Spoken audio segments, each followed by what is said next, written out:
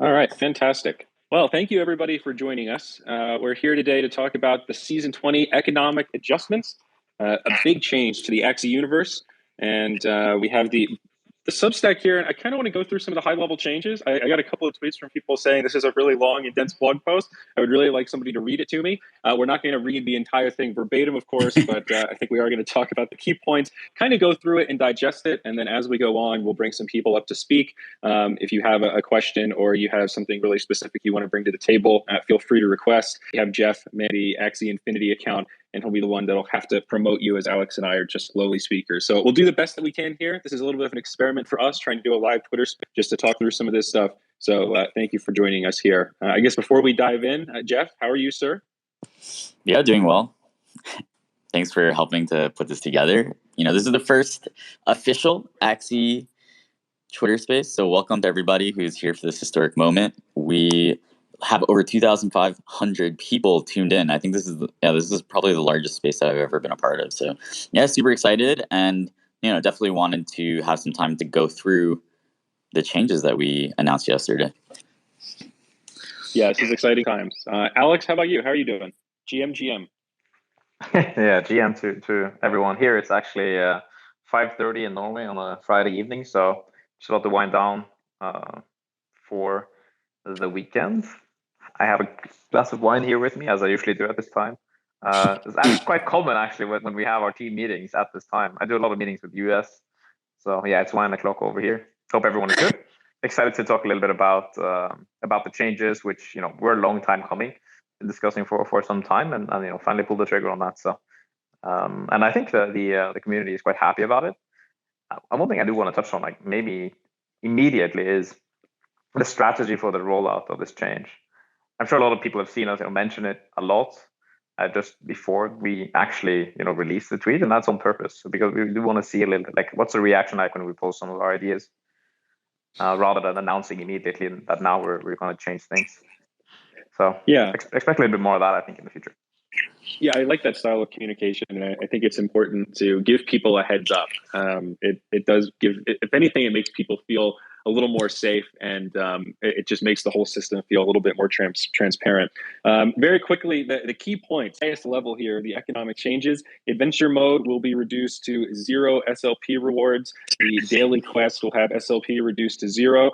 The arena reward structure has also been changed, so there will be less SLP rewards. However, AXS leaderboard rewards for the end of the season will be massively expanded. In addition to this, now players that are below 800 MMR will earn 1 SLP per win. So this will be a nice change for the lower players or those that are still learning. You can still earn a little bit while doing so. And we're very strongly considering reworking the energy system so that things scale a little bit more linearly. Instead of these really big breakpoints like we have right now, maybe one Axie could give a couple of additional energy so that there's an incentive to add just a couple of Axies to expand your energy rather than having to commit to a full 10. So at the highest level, I think that is a great summary of the changes coming to the Axie space. And this should reduce emissions of SLP by a very large portion. Right now, about 16% comes from the daily quest. 40% of the SLP emissions come from the PvE adventure mode, which means less than 50% is coming from the player versus player arena. And I think at the highest level, this is a balance that's a little bit out of whack, and it's important that we put more emphasis player versus player rewards. Yeah. I think I'm touching a little bit on that. It's one of the principles that we had initially when we were talking about like what kind of behavior do we want to reward. And it's actually something that's missing right now when you look at, for example, staking of AXS. So we always wanted to reward those who are adding value back into Axie in some way. And when you're considering like what kind of value do people add back into Axie when they're playing the adventure mode, it's not really that much. One can argue that they purchased the Axie, but for many scholars, like they obviously didn't do that. And since Axies are never-ending, basically tickets to producing yield, that in the end is too much of a constraint on the entire system. So we need to make some changes, or we will make some changes there too, potentially eventually. Now this one actually incentivizes people to go ahead and play PvP, which then again causes other people to find matches faster, which is the concept that we call player like PvP liquidity, or liquidity in the player queue, which is really, really important, especially when you think about how you design games in the month. So for those who were like really early, they might remember that back in the day, the player queue used to be asynchronous in Axie Infinity, the first original battle mode. So what happened there is that you could actually queue your team, and the team was waiting for another competitor to queue against you, and then the match would be played. You didn't even have to be there, which actually, it's not that fun. You can just see the replay in the end, and people used to bot the hell out of that too. So we grow over time, and now in the end, we really want people to to be there and play and interact with the game and the system that we've created. So that's kind of always the some of the principles that we're working towards. Yeah, definitely. And it's an evolution over time. I think that's always really important to point out. And as we mentioned in the post, like adventure was really important for a while to give people a training ground to learn the game, right? Figure out the power of their axes and how they can work together without jumping right into the arena. And that is something that Origin is going to solve with a free to play element, right? We talked about this a lot in the past, but having these non-NFT axes that you can utilize to try out different comps and unlock as you sort of level up through this newfound adventure mode, can still achieve what adventure was kind of intended for, but now in a totally different way and a totally different reward structure, right? And I think that's really important.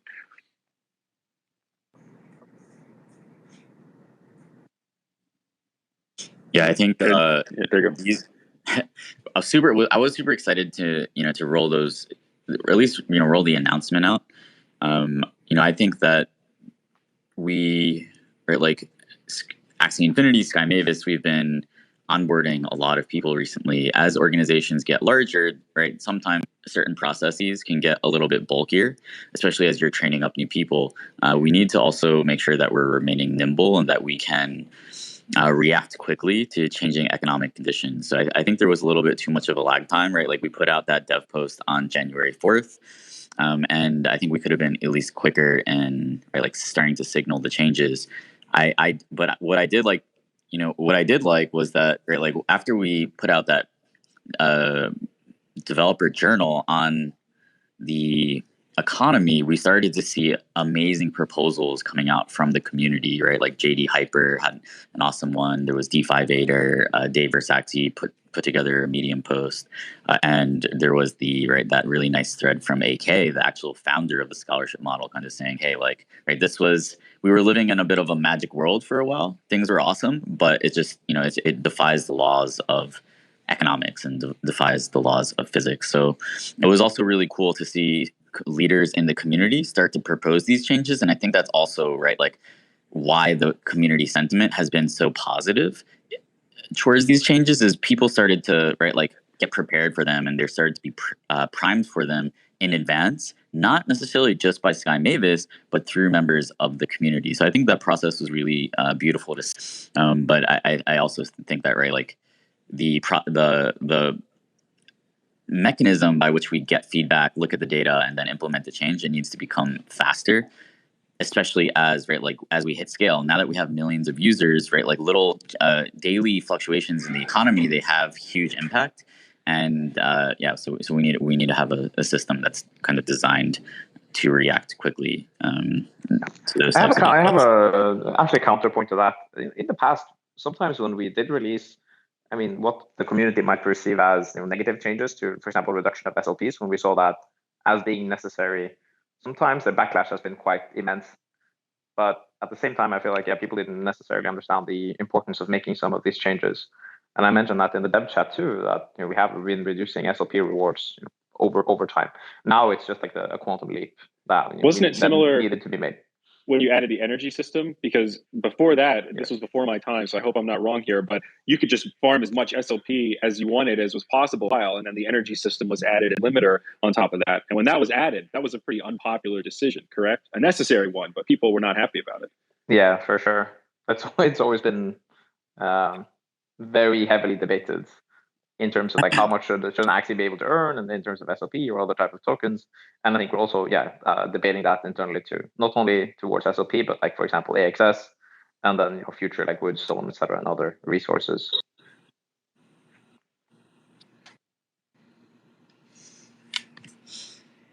Yeah, I think that's an interesting discussion as well that I guess we can't allude to too much, but people are always curious about the other tokens that'll be added into the ecosystem. We talked a lot about Ron and the dev update, but in terms of land and like wood and various other things that can be collected, like will SLP be connected to land? Will burn mechanisms be attached to that? Is that all things that are, is SLP only a token that's related to origin? I do hear a lot of people sort of curious about this stuff.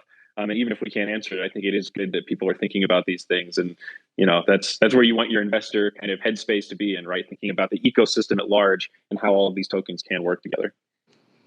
I have a comment related to that, and especially for some who might think, we see various suggestions all the time, right? And then some of the wildest ones I see is related to using SLP as the foundational kind of one of the building blocks for Axie, the entire ecosystem, which is the purpose of AXS.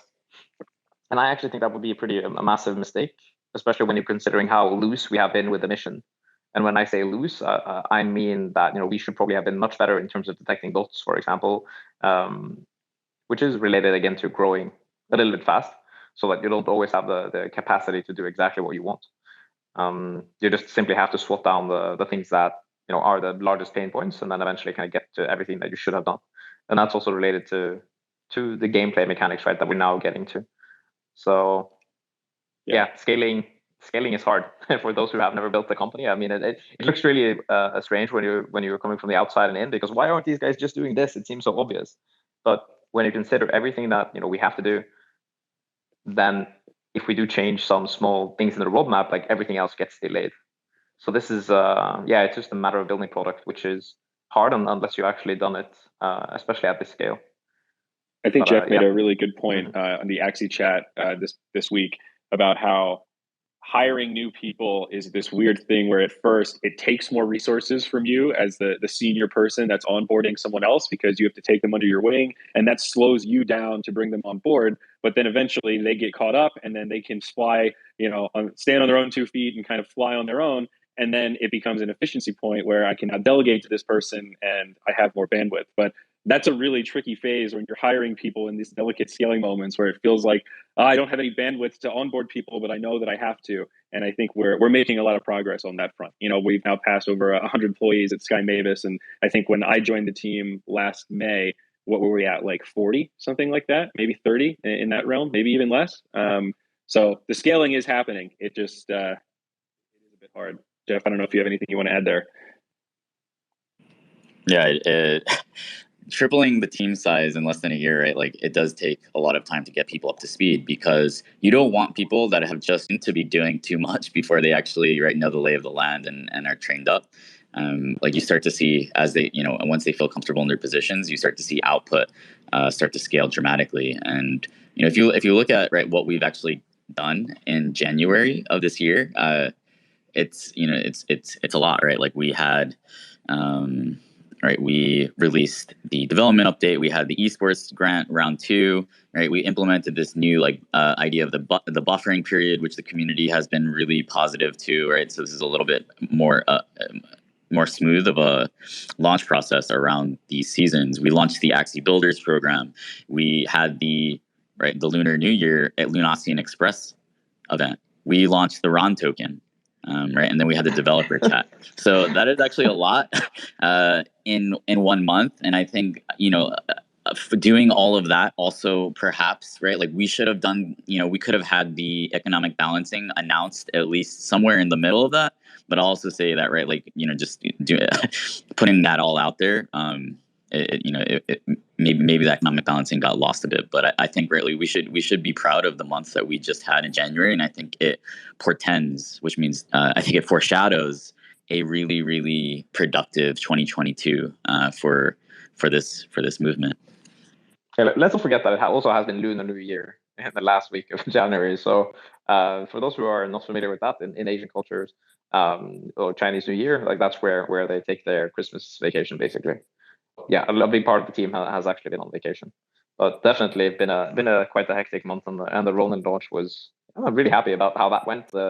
We definitely had rockier launches in the past, but and we have some really solid apps there too that launched at the same time, which I think we actually need to be better at, educating our players about the scatter app, for example. I see frequently people suddenly realizing that, hey, I can actually send massive amount of tokens to many different addresses in just one single transaction. It's great.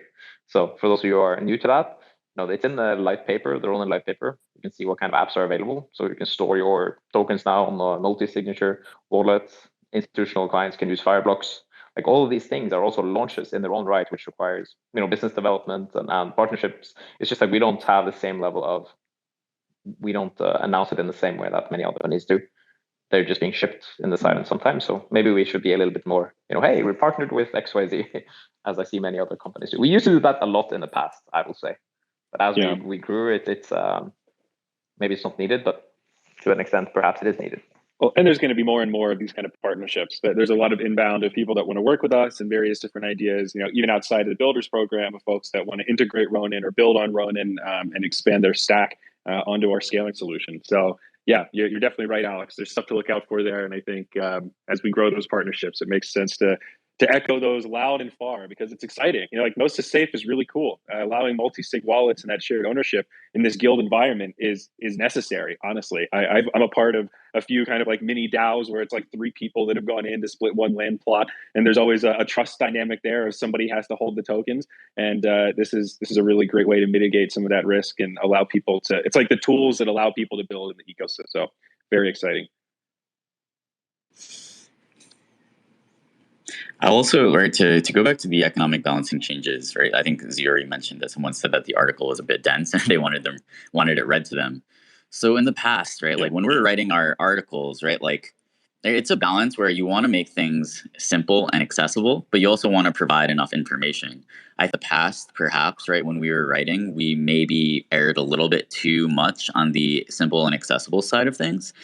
Whereas, right, there are people in our community who really, really, really want to go deep into our mind and understand, right, the calculus that's going into making these decisions, right? These are the people that, right, they can then explain our thinking in perhaps even simpler ways to their followers, to their, right, kind of community sub communities within the Axie movement. So I think, right, like one thing that we wanted to try with this article is, right, like we're just going to go into the nitty gritty, share our full process. If it's a little bit too complex for some people, that's okay. Like influencers, right, creators in our community will find ways to simplify it for their followers. So, and I think the response has been quite good to this approach. So, yeah, it's right. Like I think one of the interesting things about, right, like copywriting and crypto, right, is like, I don't know. People always say, right, make it super simple for your audience. But I think sometimes, right, like we also need to go into the weeds so that you guys, it's not like we're just making these proclamations like, hey, right, like imagine if we had just right, like I think in the past a lot of us and the Sky Mavis team were kind of first principles thinkers, right? So we'll just, in the past, I think we announced the changes and we announced the principles that went into making the changes, whereas I think with this article we went a little bit into, right, like the exact math, the exact data, right, like walking you through the thinking, right? It's like when you're doing a math problem, right, you want to make sure that your reader or your, whoever is looking at your work to follow the entire process. So I think that was a little bit of a change of approach that was well taken by the community. So we've noted that, and we're going to do more of that in the future moving forward. Yeah, I think it's really good. And Alex disconnected. I think keep an eye out for when he rejoins, Jeff, and just see if you can get him back up here as a speaker.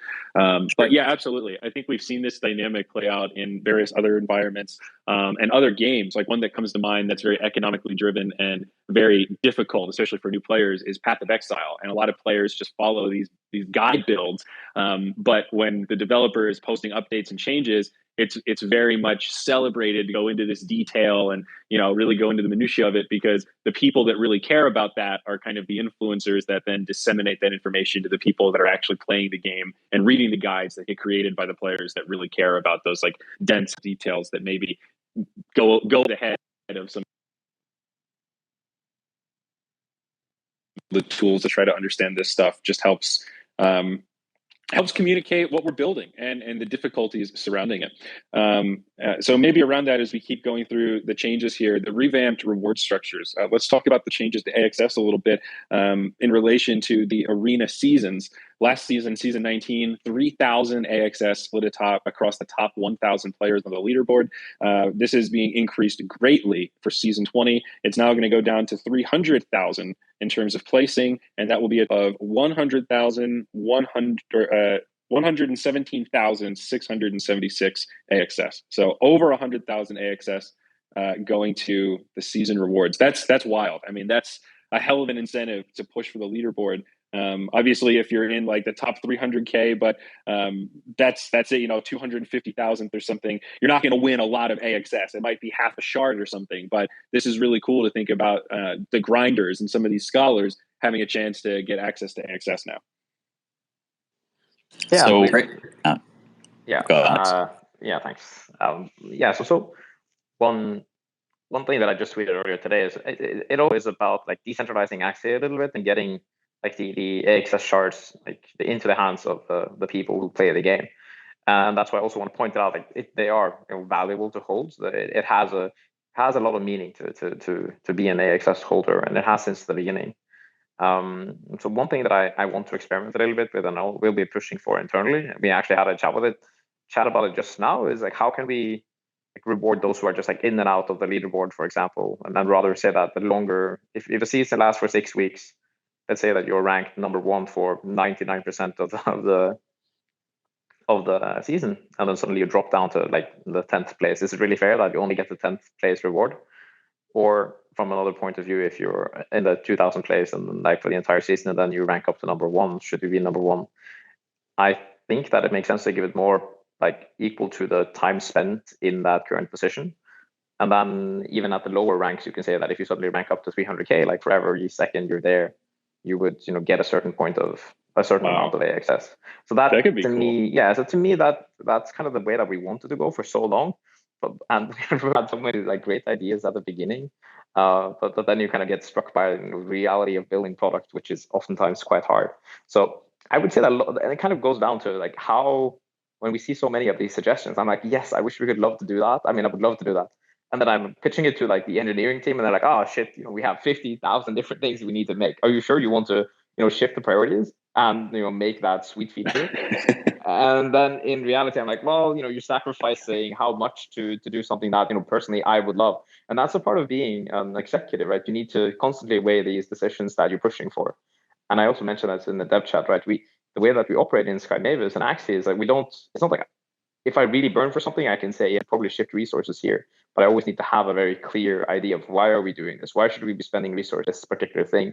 And that goes for everyone, and then kind of in the team. So try to be very logical and then say that, and take a step back from your own personal emotions. Like, is this something that's actually needed for the long-term success of the product of Axie? And this is a very important thing when you're trying to build it. So, but of course, like it can't be only long-term. We need also to make some of these like super sweeps that of course I love, and I know that a lot of people also love. You make it sound so easy, but as the esports guy, it's so hard because I want to prioritize all of these esports features that are important, but I do also recognize esports is secondary to a lot of, foundational kind of stuff, especially when it comes to the economy. So yeah, we're on the same page there. I mean, that's why I wanted you in the right. Now I have an ally so that we can actually like kind of push towards it. So, that's amazing. Rather than just me being the one who's like, hey, we should do esports. Like we should really focus on it. Power in numbers. I like it. Yes, I see, exactly. Yeah, I think like feature prioritization has been something that has been difficult, right? Like, imagine if we didn't have to build Ronin, right? Like, how much time could we have spent on improving and improving the gameplay? But unfortunately, right, like we tried using other scaling solutions and they didn't work. We had really bad experiences. The teams abandoned us, and it just so we needed to build something ourselves. So that was 2021, right? It allowed us to hit millions of users, millions of people in this amazing community. Now, right, like 2022. Thankfully, we have like a much larger team, way more resources, right? Like a lot more like gaming native talent, and so this year should be the year of like making sure that Axie can evolve for this player base of millions. Right? Remember the current battles that you guys are all playing. It was built by about 5 or 6 people in 2019, right? So. It does not represent like the potential for Sky Mavis and and Axie Infinity by any means, right? And I think the community understands that, right? It's like, why are we stuck with this, right? Kind of primitive. It's a fun game. I believe it's fun, but it's a little bit primitive, right? And most importantly, we haven't shipped upgrades to it for a year, almost, right? Like a year and a half. Why? Because we've been all of the new great ideas that we have for upgrading the current battles, right? We just roll that into Origin. Has that been a perfect approach? Has it caused, like, I think, some angst, right? Where you're like, why, right? Like, I remember Elijah yesterday was saying, right? Like, as a competitive player, right? Like, you expect, right? Like, big changes, big updates to the game that you're playing on a daily basis. You want these changes to be rolled out regularly. Whereas, right, our approach has been, okay, this is a great idea. We definitely need it for Axie. We're gonna add that to the roadmap for Origin. So yeah, I think that approach has been correct, but it's also caused maybe some confusion in the community, and perhaps we didn't communicate, right, that was our approach well enough, right? Like 50% of our users, right, almost 50% of our users are like totally new to crypto, right? Like I think 80 or 90% of our community just recently came. So they haven't been with us. Like, you know, they don't understand that like we take a super, super, super long-term approach to building, and right, like yeah. So I think there's a lot of education to be done around, right? Like, what is Origin, right? What are the changes? What is the roadmap going to look like? I think it's going to be really important, and you know, I think it's fair for the community to be a little bit confused based on, right, what's happened to them, what's happened to this community so far. Yeah, and also, you know, what is Axie? And yesterday I was answering a guy who was, you know, raging at me. It happens a lot in my tweets. And then I figured out the perfect analogy, right? A lot of people, you know, they're confused about why can you actually nerf our cards or Axies. It's a common criticism that we get. In reality, like, things need to be changed so that, you know, we can maintain a balance in the game. But what Axies are is literally like owning a Pokemon card, except you could get access to all future Pokemon games. So, I mean, the Pokemon cards, you can trade these cards, and Axies, you can also trade them, of course. But the difference is that since Axies are digital, you can get access to any future, you know, Axie digital games, which is pretty unique and I think a massive innovation. So when you consider where are we in, like, comparing to the lifespan of a really interesting IP or intellectual property, like for example Pokemon, it's still insanely early. Like, for example, there is no Axie anime, there is no Axie movie. You can't even get Axie on any traditional app stores. You have to go through all of these hoops and download the Axie game through an APK, which is on Android, or download a launcher. So when I'm looking at it, like in terms of accessibility, where are we? I mean, this is like downloading Steam, you know, 15 years ago, trying to play Counter-Strike for those who are as old as me. And then, you know, we have to download patches manually and all these different things. So it's still really early in the space. But, you know, obviously there are, you know, massive improvements happening shortly. And that's among one of the things that Origin will change. So, you know, hopefully getting it out on the app stores globally, and then being able to play and show your friends, like, actually, hey, this is a normal game that we can play, that we can experiment with, that we can fall in love with. And if they then want to own Axies, well, they should be able to do that really easily. And that's pretty much what what we're aiming for. So I'm incredibly excited about Origin. Obviously, it's going to take some time to get to that point where we're really happy about the user experience, but, you know, that's what we're working for. Yeah, the goal is definitely to reduce friction over time. But I also have vivid memories of the Dota 1 days where you had to go to the website and manually download the newest version of the Dota map. And if you didn't have it, you would get kicked from the lobby because it was a sign that you were a noob or that you didn't know how to play. And you were just stumbling into this custom game, hoping to download it, and having it downloaded and going through that pain point was a symbol that you're like a community member, that you were a real Dota player, you actually cared. And then you would be able to stay in the lobbies. It is interesting to see how that can start to it's so similar. Some bonds. It's really, really similar to these early Dota, especially to the community. But that's, you know, what we have in common, right? I played, you know, Warcraft 3, Dota, like all these custom games, and it was so hard. You had to even to do some to connect it. You need to use something called Hamachi, which is, anyway. Yeah, I'm not gonna go too into that because I'm quite old now. But the point is, like, there's been so much friction to actually play the games and interact with the products that we love. And this is very similar to that when I'm looking at Axie, all like a lot of different Web3 type of apps. But when you have it, like, for example, when you have MetaMask installed, it's so magical. Like, you can just sign into anything you want. And, you know, we can see that happening, for example, with the Ronin wallet too. Just sign in, boom, you have your user. Like, I think that's an amazing flow.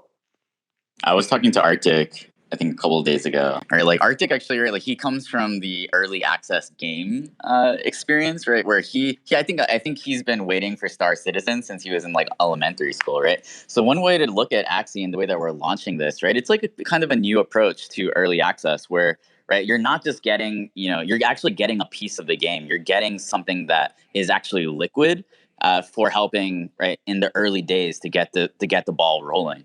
And so Axie in many ways, it's like we're an early access game in year 4 of development, and like some of these games, they take 10 plus years. I think Pokemon development started in 1986 or 1987, and it actually finally came out in 1995, 1996, so I think this is a journey that will be measured in decades, right? The interesting thing is you guys, the community, is here from day 1, day 0.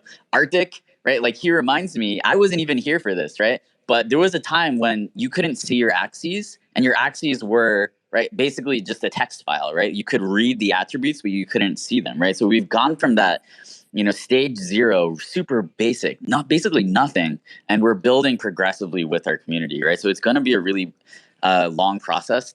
Like, why? Because you guys are looking at a game way before a typical game studio would actually, start getting users and start building a community, We believe that the old way of building a game is fundamentally flawed, where you, build, you build for 6 years or whatever, kind of in a black box without really getting user feedback, and then you release it and hope it goes well. Like we definitely believe in building in public. I think we can do a better job. For example, I think we can, show off more about Origin, show off more about land as we make progress. And so that, that's also something, where we, I think Alex leaked on the other day on a podcast, which is a great episode, by the way. You should check out that interview. Alex leaked, that we made a huge key hire from Niantic, the creators of Pokemon Go. And I think one of his principles is to definitely share more with the community and be that. Sometimes it can be hard for like myself, Alex, Zayori to really speak about game development, because we're not game developers. We're that's not really super close to what we do in our day-to-day working at Sky Mavis, So I think one of the missing links has been someone from the game teams to actually be that kind of missing link, that bridge between the game teams and the community. So we're gearing up to kind of announce that this person has formally joined, and we're really excited. But I think that's also going to bring you guys much to the kitchen, if you will. Yeah, and I think it's also important to acknowledge that this approach that you've talked about, Jeff, no one expected Axie to blow up as fast as it did and hit this many users and people, really invested in the game before Origin. I think the idea was we need to build Origin. That's going to be the upgraded, polished version of Axie. The current version we have is great. It got us to where we are, but this next version is going to be awesome. And let's do this really big release. It's going to make a huge splash, and that will be the catalyst that really brings in all these new users. But the growth machine kicked in before we could finish Origin. So now we're sort of in this holding pattern of we had a plan. The plan made really good sense given what happened, and then the environment changed very quickly. And now the plan is maybe you guys should just be building more in plain sight and implementing changes, along the way. So I think just recognizing how fast this space moves from an ecosystem standpoint is definitely important. Yeah, that's also. Yeah, sorry, I just want to chime in there in terms of SLP and the what happened with SLP. So this story, a lot of people don't think what initially happened. So I want to go back a little bit to when we initially released the current Axie game. I think we had the new battle game, or the one that we have right now. I think we had about 200 users, and I remember when we released it, nothing happened. Nobody cared at all because it was so hard to play. We had a short list of beta testers. And it was just the most disappointing release ever, because we had all of these expectations Axie is going to be amazing. I love this space and NFTs. You can use them for games. It made perfect sense. Turned out nobody really cared. We just had to keep building, make it easier and easier. And then eventually we basically disconnected the experience or returned experience inside the Axie game into smooth love potions, which was kind of the beginning of the growth spike, because people started realizing that, hey, I can actually turn my time into a valuable resource inside the game, and then potentially trade it for, something else like Ether, or someone else who wants to use it to breed for more Axies. So that was the beginning, and then we started seeing, some people speculating on it, and back in the day we used to say, SLP is for, if you want to speculate on that token, that's certainly up to you, but it's not something that we never recommend. And then at one point, we hadn't released our own token. There was no AXS token but some people came into our Discord And they started seeing, SLP, well, the market cap was maybe $1 to $2 million at the time. And they said, hey, you guys are partners with Ubisoft, with Samsung, like this actually works. It's a crypto product that works. Why is this market cap not higher? So what they did was they pumped the token. They went into 4chan and they wrote that SLP was, an investment in Axie, and like Axies are going to die or something unless they eat SLP. So the token price, I think it increased about 40x in a matter of days, which was insane. And we kept saying, guys, we probably should relax. SLP is for breeding. That's kind of the purpose of the token. And of course, it dumped really shortly thereafter.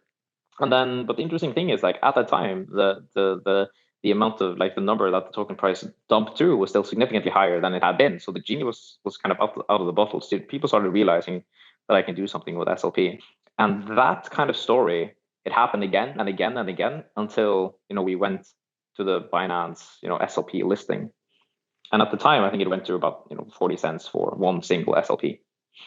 And people couldn't actually sell SLP at the time because Binance hadn't activated the bridge.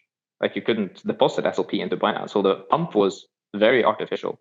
So when you then look at the chart, I think it actually paints quite a strange picture, because the traders on Binance were speculating, but the sell pressure wasn't there from the players. So there's a very long story for SLP. And I think kind of the point here is that SLP was always meant to be a breeding token. And then people took it and ran. And from a core team perspective, what we have to say is, well, I mean, the choice is either we try to shut it down, aggressively say that, hey, this is not for investing, speculating, or kind of see what happens and see how it plays out. And in the end, in our opinion, obviously, yes, it was great because that kind of held us into this. But in the end, the goal was always for AXS to be that token which would get the spotlight on Axie. And when I say that, like, how cool is it not to be able to play a game and earn a token inside that game that actually gives you true governance right and potentially ownership of that game? Like that was what we wanted to do initially, and that's when we thought the spike was like the growth spike was going to happen first. Happened with SLP, and I think now kind of the world is, to quote Jeff, like the world is going to be in shock when they see what's happening, right? So I'm incredibly excited about like releasing more AXS into the hands of the community. So that's where we're starting now. I think, right, like the idea is, so yeah, like AXS was actually designed to be the real token that you should be earning by playing the game, right? That was like the significant thing. And our principle was, right, like we're going to use this AXS gaming issuance allocation when the game is ready for mainstream adoption. Likewise with, right, when are we going to add vertical progression for your Axies, right? Like when the game is actually ready and beautiful enough and fun enough for a mainstream gaming audience. We don't think that, the current battles lives up to that criteria, right? That's why we've, I think, held off on a lot of these crucial upgrades and, right, like held off on really, right, turning on the AXS emissions through the game. The good news is, right, like we believe that Origin is going to be a strong enough foundation that, right, like as we add, as we build, improve it, right, it will be that product that can be fun enough and beautiful enough for a mainstream gamer. That's ultimately the goal, right? Like, what is the vision of Axie? Well, one part of it is, right, like we want to be the gateway to crypto for billions of people, right? We think that this is a technology that's going to change the world. If we can introduce crypto to mainstream gamers, right, which make up, I think, 2 billion people on this earth, then amazing things are going to happen for this community, and we could potentially even change the world. We could change history in the process if you believe that this technology is something that is needed. It's needed to fix a lot of the problems in society right now by restructuring who's actually in control of the internet, right? Like we don't own our money. We don't own our digital identities, right? NFTs, Web3, blockchain, this is the answer. And if we can introduce that to the world through a cute, accessible game, then yeah, I think I think there's something really, really special that could happen here. Yeah, maybe that's an okay segue into a question that I've been seeing more commonly, and it does pop up anytime like a controversial decision gets made or needs to be made. When governance, when are my AXS tokens actually going to allow me to vote on something? When's the first vote going to be? Do we have to be in full TAO territory to actually start building out that voting framework or infrastructure? I see a lot of people kind of dialoguing around this. I don't know if there's anything we can share about that. Are we still optimistic about that original timeline? I think was it the end of 2023? I think was originally the date that I remember for when the community will have enough AXS that Potentially DAO will kind of be in effect. Yeah. Maybe anything we can when, share around that. Sure. So when we were creating the allocation schedule and the issue schedule for AXS, we were considering like when would the earliest point be that potentially Sky Mavis could be downvoted on the decision, and that would be the I don't remember the date, but if that's at the end of 2023, then probably. And then things changed because we didn't issue the AXS according to potentially the schedule, which was always a guiding principle, right? If the game is ready, this is the maximum amount of AXS that we can and should issue. So that's the whole idea of the allocation schedule. So when you actually look at how much AXS is in circulation, it says that it's higher than it could potentially be because a lot of it is not actually being issued through play to earn. So I would say that's probably going to take longer than that, than we could potentially be downvoted, which is why I think the main purpose of having potential governance right now would be signaling from the community. So I think we're right now experimenting with different ways that people who have like AXS and Mystic Axies and our major stakeholders in the community can signal like what do they actually want. And I'm sure some of you guys have heard that there is a Mystic group on Discord.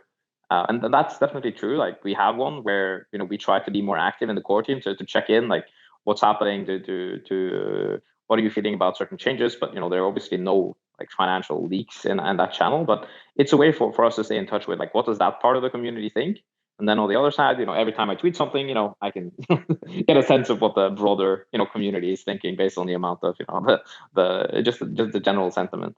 So I think we have different ways, but obviously the end goal is to be very data here. So how can we look at what do the various groups within Axie think about these changes, and then eventually move into like turning into the Axie Nation, which is then by the token holders. So I don't have a clear timeline. I think at the end of 2023 is still optimistic. And I said this time and time again. Like what I think is that we're still at such an early stage that we need a ship captain this into the right direction. And for now, that's Sky Mavis. In the future, it will be the community.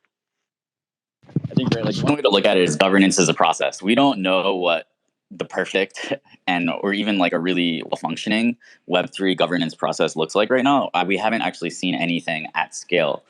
So we would rather not be first movers on this. We would rather like what awesome models are working out there, and then reverse engineer it a bit, put our own a little Axie twist on it. So we're right now, I would say we're very much in the research and development phase where we're doing research into what are the history of gaming communities and how have they historically had an impact on development. What is the state of the art, and how can Web3 actually enhance and make that better, right? Like it's not because we don't want a system where whoever owns the most access gets whatever they want, right? There should be other considerations where if you are a top arena player or have certain achievements in the game, your opinion or your vote should be weighted more related to perhaps things around game balancing. Whereas maybe if you have land or a mystic holder and some access, then your vote should be weighted more around things related to the economy. So designing a perfect system like that, it's going to be really hard, and no system will ever be perfect. I think right now we're hacking in the right direction, Like the first step is to actually have the community start to give more structured feedback on what they want to see, So in my opinion, like with the call for the community to actually propose balancing changes, with the call for the community to actually propose upgrades to the economy, and we saw a lot of really great proposals, I think in my opinion that is a first step towards governance. We're seeing who in the community is actually ready to step up to the plate and start to think about these hard problems. So perhaps the first step would be forming a council that they might not have the final say, but they would be able to provide structured advice related to certain aspects of the ecosystem based on their individual expertise and past contributions. Yeah, and there are some things also to show on here. And the way that if you look at Axie Infinity as sort of a government right now, so right now everything is the center of power is in Sky Mavis, so we can execute or we can propose ideas and we execute them internally. In the future, what I can see is the proposals coming from the community and the core team executing those ideas in a safe and clear fashion. But very very early stages there.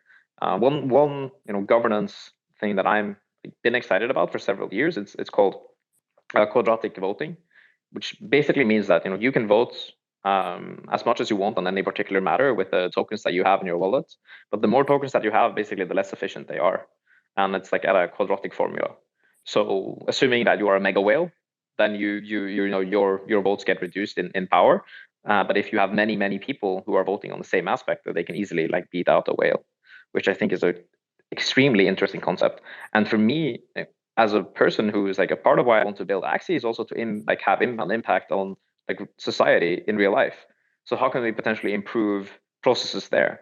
And what I think is that Axie in a microcosm is what can really showcase what's possible. So that means that if we can make systems that work here, why should they not be implemented in real life to make like life better for everyone? I know that sounds really like high and kind of BS for some, for sure, but like as a high level goal, that to me is very interesting. I think I was actually just talking about this with Peter Pan yesterday, right? Like eventually Web3 governance will surpass and be more efficient than governance in the real world. And right, like there may be some governments that say, hey, right, this gaming nation, right, has this really interesting system. Like, what can we learn from it? So that is definitely right, like a stretch, maybe a 10-year goal, but I think it's definitely within the realm of possibility. I love to dream big like that. I know we need to balance short term, mid-term, and long term, but it is really powerful, I think, to dream about the potential of some of the things that we're building. I do want to talk about a few more of these changes, and then maybe we can start opening it up a little bit. I'm sure people have been requesting. Sorry, Jeff, that's going to be something to sort through here, but yeah, I could maybe bring up a couple community members first and see if any of them have thoughts they'd like to share. I'd like to ask about the increasing burn mechanisms, though. We gave a really nice targeted list of things that could be implemented in the future in the Substack, including special cosmetics and skins, upgraded Axie body parts, in-game emojis, breeding events, buy-in tournaments, Axie naming, and then even more. And we got another picture of this little bear claw guy coming up. And some more details just about Axie Syncs, explanation as to why the vertical progression hasn't really started yet and how excited we are to finally get that stuff off the ground. And any insight that we can share into those, like anything that we could say about cosmetics or skins that we could tease here. This is your territory as co-founders, guys. I always am timid about what can be leaked and what has to be tight-lipped in these situations.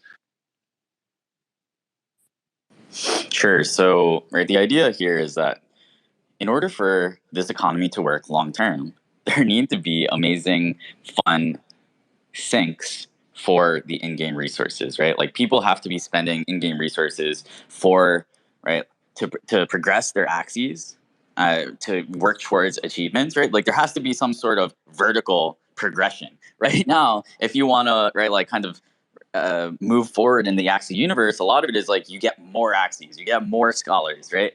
That's not a system that, right, can go on forever. And just like any economic system, just like any country, right, as we mature, we need to evolve, and we need to bring in more sustainable policies. So yeah, this is something that we've been thinking about, since 2018, right? Like we've teased this idea of branching evolution, right, which is this idea of, right, you'll have the level 1 parts, which are the Axies which are the parts that you have right now. Then there'll be level 2, there'll be level 3, and then, right, mystic Axies would be the ones that could actually potentially evolve to level 4. Right, so we've had this idea of upgrading parts and using crafting ingredients for quite a long time. The awesome news is, right, like we're now closer than we've ever been to actually implementing the system. And when we actually do implement the system, right, we'll have this audience of millions of people, which, right, I think we never would have thought in our kind of wildest dreams. So, and we know the community is really excited about it. It needs to be done carefully because, right, this isn't actually, if we actually do this poorly, right, like you get this, there's this idea in game design, right, which is like skinflation, right, where, right, the more skins that you add, right, like they can potentially just get less special over time. So it needs to also be carefully thought out. It's not a magical solution, but it's definitely something that's really important. And, right, like the idea is to add these mechanisms through Origin. I think when Origin comes out, we should also deliver guidance or some sort of game-centric roadmap related to Origin and, right, like the different syncs and burn mechanisms that will be introduced through Origin as well. So it's really important that we execute on this. The awesome thing is, right, like we now have people like the new hire from Niantic to come in and kind of lead these processes, lead the building process around that, and help communicate that vision to the community. Awesome. Very exciting. I think expansions that most of us are excited about. I mean, ever since I joined the team, I think people have been asking me about cosmetics, Axie hats when, and definitely like the in-game emojis. You know, like in-game taunts when. I want to be able to taunt my teammates, my opponents live in the arena and try to get in their heads a little bit. So all things that people have been pretty vocal about, willing to pay for, right? Like we have a breadth of data that indicates people will spend money on skins. So it's exciting to think about that in Axie.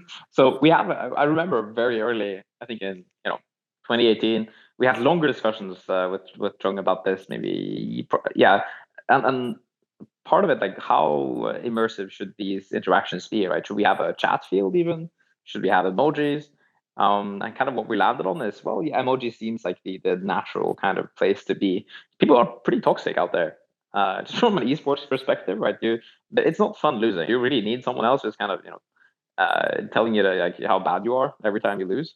Even though you can do that with emojis, it's still pretty funny. It's a very delicate balance too, because definitely one thing that I care a lot about is when I'm seeing people, if they say that it actually makes me a little bit stressed up when I'm playing Axie, right? That's not what I want. I want people to be happy, and then finding that versus ladder anxiety, for example, is definitely a little bit tricky. And for those who are not familiar with the concept of ladder anxiety, it's even a concept in games that don't have any sort of monetary reward. It's that at the time you come to your natural skill peak, you actually get nervous whenever you're queuing, or it feels almost physically painful because you're worried about losing. And that feeling, like being worried about losing, is almost overtaking your personal feeling of being successful inside the game or winning. Because when you're winning, you have these expectations that I should be winning every game anyway because I'm good. But then it turns out you meet someone else who's just as try hard as you. So these are very, very then you get into the player psychologists. How do we make sure that people actually they love the game? So very it's true. interesting. And for what it's worth, I think that's why an unranked mode would be great in Origin, because then you can play and practice things and try different comps. And even for a streamer, right? You're at your peak MMR, you want to make some content, but you don't want to risk your MMR. I think an unranked mode could be really great for alleviating some of that anxiety. But I digress. One more feature. We got D up here. What's going on? What can we do for you? Thanks for joining us. So one second. I'm gonna start. Sure. I'm gonna start adding speakers or adding people from the audience up here. So if you have a question, please request to become a speaker. It's not going to be 100% perfect and fair, right? I'm just going to try to do the best I can in terms of giving a voice and giving an opportunity to speak to a diverse group of people. So yeah, there's a lot of people in here, so I appreciate all y'all for joining us. This is really amazing. So D, the floor is yours.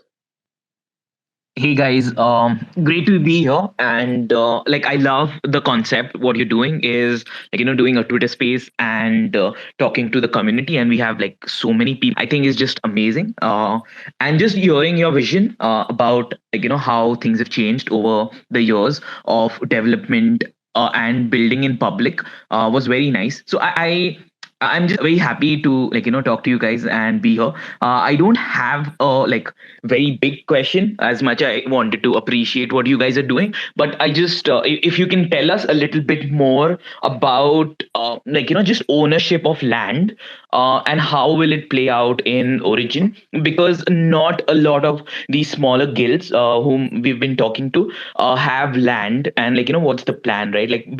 Can people still play without land, or how does that work? Or is that something you don't want to discuss now? So I think thanks for coming up here. I think so. One thing that we should make clear, right, is that your Axies are a ticket to an ever-expanding world of experiences. So one of those is Origin, and another is land, right? So these are actually distinct universes. There may be some interconnectivity between them, right? For example, like overlapping in-game resources and crafting materials, but you should think of them as distinct experiences. Oh wow! I thought it was overlapping with Origin. My bad. Cool. That's useful, right? Like if you thought that, and then there must be others that think that as well. So it's something that we should be clear. I feel like we have to be a little bit more clear on communication there. So, Axie Origin is a massive rework of the current card battle game. So it's very similar to it, but it has new mechanics, new everything, but it still has that same graphic type of look.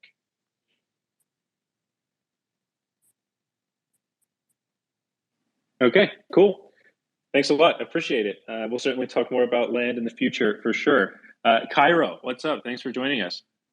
Hey guys, thanks for doing this. This is awesome. I love the fact that you guys are actually hosting this. I'm gonna go with a kind of more lighthearted question, and not really on the topic of season 20.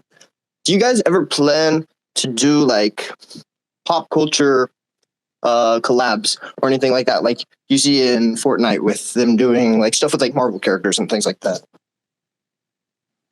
I think that would be awesome. I think we're open-minded to all sorts of different creative partnerships and collaborations. Alex said earlier, our goal is to spread the word of Web3 and change the face of gaming. And if we can do that by tapping into mainstream forces that are kind of aligned with that, and there's a Venn diagram there of wanting to break into the space and create projects that provide value and are interesting and engaging. I think that's super exciting. So absolutely. Who, what, when, where is all still TBD, and then hopefully Origin will open up even more doors for that. We have a lot of education to do, right? Like there are a lot of mainstream brands that are interested in working with Axie, and then there are others that we would love to work with, and right because even if the executives or the team members of those brands want to work with us, they're like, we can't be associated with NFTs because of environmental concerns and what have you. So we're seeing a shift, right? So yeah, that's doing breeding events that combine super popular IP and add them to the Axie universe, right? Would love to see that, and that's right. Like that would also obviously be a great burn mechanism. So let's go. That would be so hype. Awesome. Yeah. Just from the business perspective, what I can say is that there's no lack of various partners. It's just like, who is the best partner for Axie at this point, and who do we feel like aligns with our vision in the best way? So what are some of the things that we like? How do we want to represent Axie as it is going to market to a global audience? So yeah, and not like, I don't see us partnering with a cigarette company. Like it's just not a good fit. So I guess we'll see. Who is it? Axie Puff Bars. Oh man! All right. Well, thank you very much, Cairo. Bryce, how's it going? What can we do for you, man? Hey, good morning, everyone. Pleasure to be back up here. Jiho, Sycon, Andrew.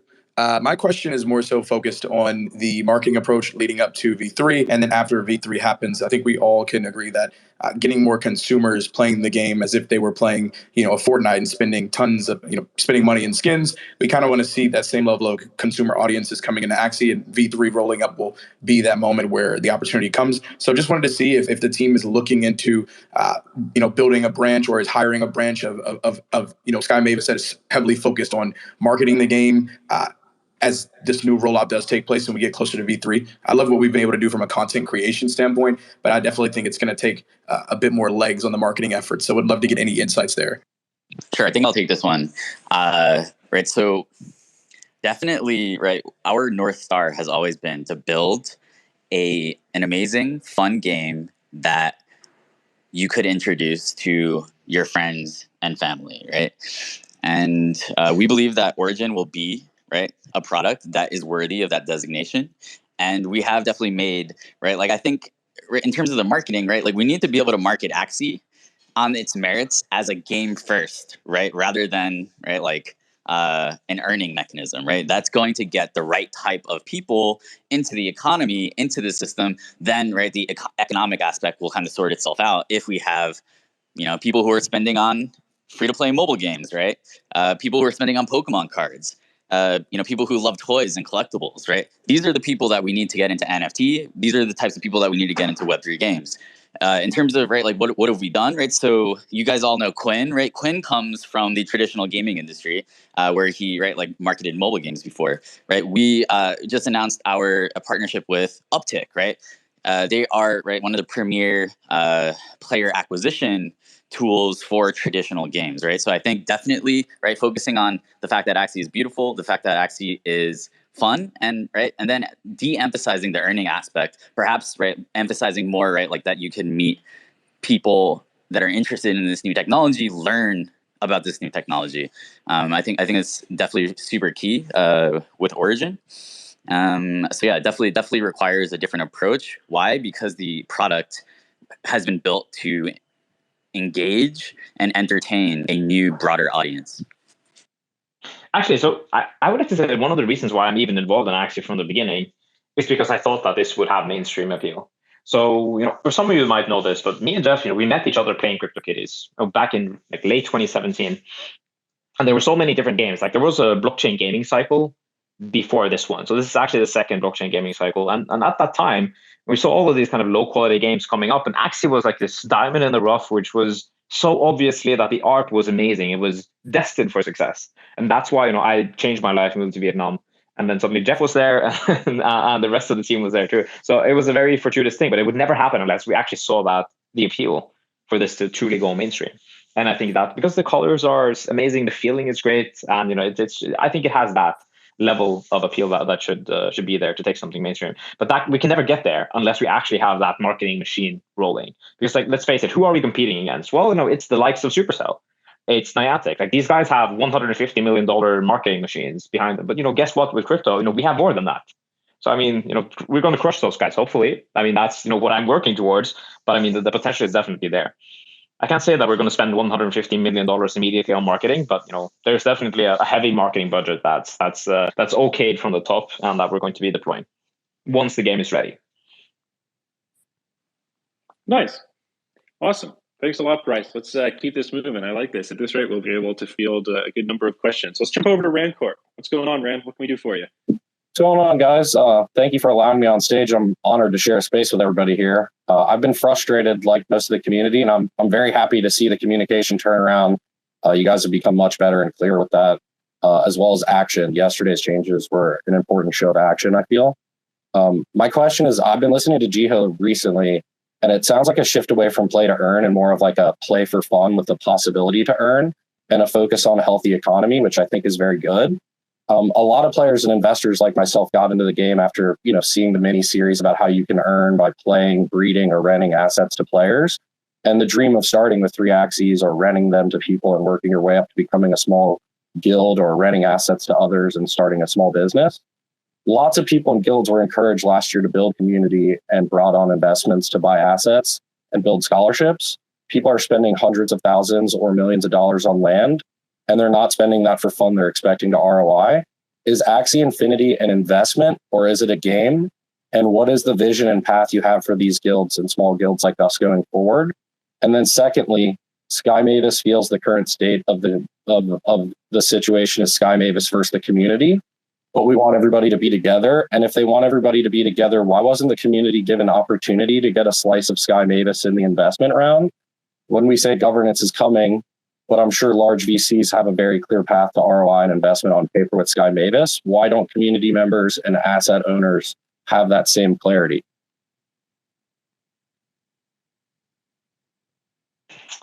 This is an interesting question, I think.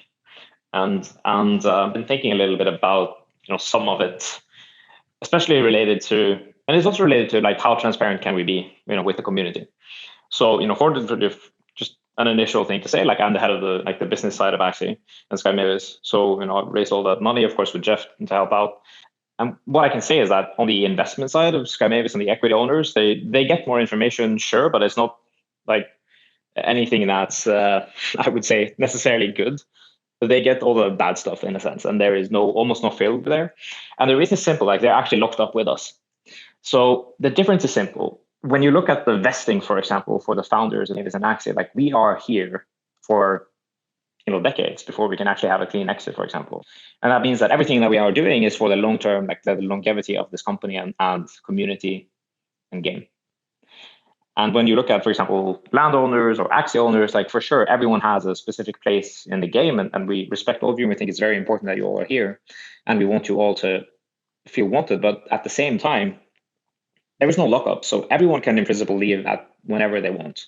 So that means that from a Sky Mavis perspective, we actually have to be a little bit more careful with sharing, like for example, all the things that are almost happening, and kind of going back to, let's say, the deals that we were mentioning. A lot of deals almost get made all the time. And that just simply means that we have to be a little bit careful with sharing, things too early in terms of transparency. And I know a lot of people, they want to know that, but we simply we can't share everything that's happening within the company. So that's one side of it. And then when we're on the investment side, I think is a totally different thing to consider. Like the path to ROI is there, but these guys are looking at a 10-year perspective to get even some of their money back. So for landowners, of course, like we want to provide like the when you look at the initial kind of the outline for land, so how do we see it, like that future is still there. Things change, of course. Like when I'm looking at, for example, what was the initial outline for the Bitcoin white paper? Like it was supposed to be digital cash. Now it's a store of value. I'm not saying that we're there, but what I'm saying is that things change, evolve over time. Landowners definitely have a very important place in Axie, and we want them to be able to host games on their lands and all that stuff, but it's still early days there. Like going directly into the guild aspect of it, like, so where do we see guilds? It's actually a little bit of a tricky situation. Some guilds are by nature very extractive, and they are only there to capitalize on whatever gains and whatever the price of SLP is, and selling everything they can. And it's not really a great thing. But that's also a part of the design for the economy and where we are with SLP. So how can we solve this? Like making sure that everyone is aligned. And I think the answer is AXS, or it is AXS, because that's supposed to be the governance token of Axie Infinity, and that's where we're ending in the future. But sure, things take longer than expected, and we're still at the bleeding edge here. So there's a lot of experimentation, and we definitely could improve in some matters. But in the short term, yeah, like a part of this, the recent season 20 changes is that we have to make it clear that those who are only here to be extractive in the very short term, this probably is going to be a little bit rough for them. And I think that's also some place that we have to take a little bit of criticism against, because maybe it doesn't make sense that we should have been leaning into the narrative of universal basic income and saying that Axie should be the place where everyone should be able to earn something. I don't think these systems are there yet where they can support world hunger or like end world hunger. I think we have to start from basics, like build brick by brick, and then build a sustainable system, like then get money into the system from, for example, exogenous sources like other sponsors and that sort of stuff after we've had a chance to make it truly sustainable. So I hope that answers some of your questions. I mean, I know I can't like answer everything in specific. That's kind of how I would walk through it. Does it make sense, or is it feel like I'm dodging something? No, I appreciate that. I was just more so looking for clarity on like people that have scholars, like guild managers and people that have like 50 scholars or 100 scholars. Like obviously, I want to build in the ecosystem. For the past 9 months, we've done nothing but roll our money back over into the ecosystem. January was the first time we actually took what we consider a paycheck, because we all have to live, right? And that was kind of the dream, was to build a business within this ecosystem, and that was the path given. So I'm just wondering what we do with our plethora of assets that we're holding on to, and what you see the path forward is for those that do have scholars and want to build. Like, where do you see us building? What does Sky Mavis see as valuable and want to see guilds do to earn within the economy? Yes, I think that's. I just want to like chime in super fast about it, and then you can fill in, Jeff. Like a little bit of the way I see it is related to skilled scholars. So what is skilled, labor in a sense? So the players that we obviously want in the system are those who are gamers and care about Axie, and they're competing at the highest level. It makes hype moments. It becomes like a thing that can be shared on social medias, for example. Like if highly competitive players are playing against each other, and that stuff is shared in social medias, and other high level players are watching those streams, like trying to get better, trying to figure out like how can I beat these players. Like those things become narratives within esports, for example. So I would really incentivize scholars or scholarships who have it. I try to focus on the best players potentially, and try to prime those with a lot of energy so that they can, or many different Axies in their accounts, so that they can actually compete on the leaderboards. I think that's the very, like, in the very short term. Now in the long term, things maybe will be different. But yeah, it's going to take it's a path to get there. Sorry, Jeff. Yeah, you can go. Yeah, sure. So I think, right, like one of the ideas, right, that you brought up, right, is the shift in narrative, right? And I think, right, like the narrative got a little bit out of control, right, where it was like play to earn, right? Everyone start a scholarship, and right, like anyone can earn by playing this game, right? Like we need to, right, like shift the way that we portray this game to the world to focus on the fact that it's a beautiful game with true asset ownership, right? If we, right, can get people who are coming into the ecosystem and spending for a lot of the reasons that they spend in a traditional game or even in real life, right, then the economic aspect is going to work out. But if we market it as something where, right, like, people are only coming in to, right, and thinking about money, then it's not going to work, right? So by fixing the motivations for playing, you also, right, like make the in-game economy more sustainable. So yeah, and in terms of, right, like the future for guilds, right, like, okay, so we defined in that blog post, right, like why does it make sense for us to reward with real monetary value, PvP, rather than PvE, right? There's this idea of player liquidity. The more people that are queuing in the arena, right, the more efficient the matching algorithm gets, and the more fun the game is, right? What are other things that that players can do and guilds can do to make the ecosystem better, right? So I think, right, like we talked about, like what do gaming organizations or what do these gaming kind of guilds do in traditional gaming, right? They're kind of like the lifestyle guilds. Right, like that might be like something like 100 Thieves, right? They have these, influencers, and right, they're making that type of content. It might not be as competitive, and then there are these more esports organizations where, right, they're aggregating top players. So I think, yeah, and I think Alex touched on this. I think that's really the in the short term what we're going to see the guilds start to move towards. We're already starting to see it, right, where guilds are prioritizing people who know how to make content, right, artists, YouTubers, streamers, and then also some guilds that are focusing on the competitive players. Those are clear ways that the guilds can actually add value to the ecosystem. And yeah, definitely want to see people double down on that. And I think we could also do a better job from Sky Mavis's standpoint in supporting people that want to go down those roads as well. I really appreciate that clarity, and I'll step down to let others speak. Like, that was great from both of you. Yeah, thanks a lot, Rand, and thanks, Alex and Jeff. That was some nice, dense, and important to dig through. Hantao, thank you for your patience. Welcome to the podium. What can we do for you? Hey, thank you for inviting me, and I appreciate hosting the space. So I just wanted to ask a little bit more about like transparency, but also like timelines and stuff. So, for example, Ron was released, and then all of the adventure energy was just like cut. Do you guys think like there's a potential better way to implement changes, or implement news where in a way that it kind of maintains that hype rather than like, hey, here's what's going to happen, and then everybody has to potentially speculate on what's going to happen in the future?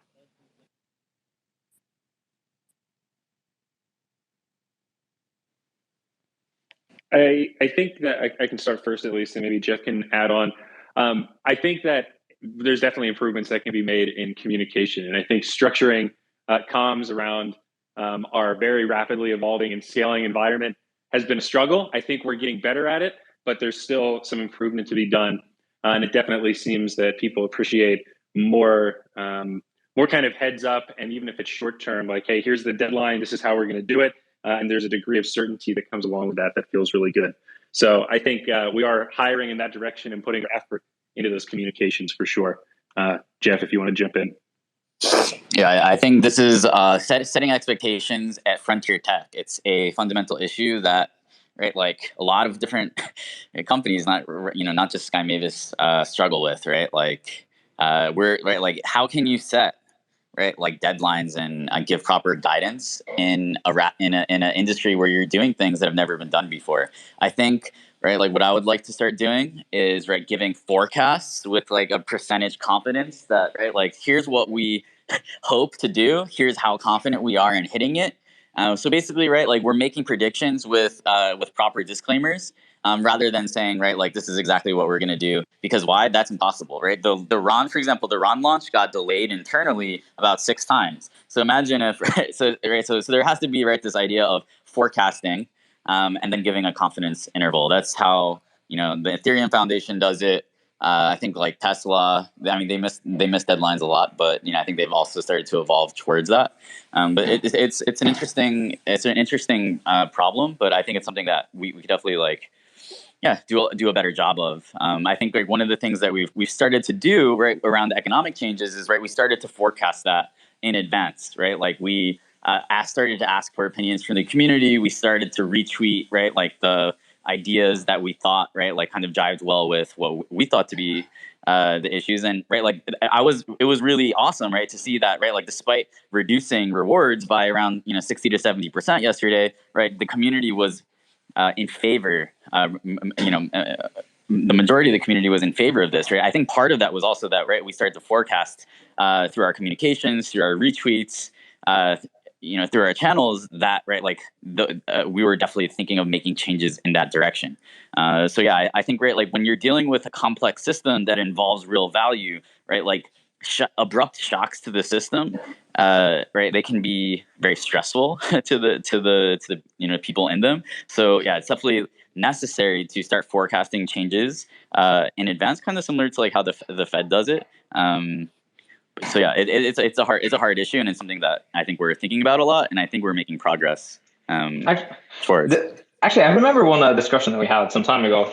Didn't you say like people need to hear something? I don't know exactly how many times it is, but like several times before they can actually 12 times before they can actually catch what's happening. So sometimes when we tweet out stuff, then we get criticism that why are you retweeting this? You already shared this leak, but in reality, people haven't caught on to it.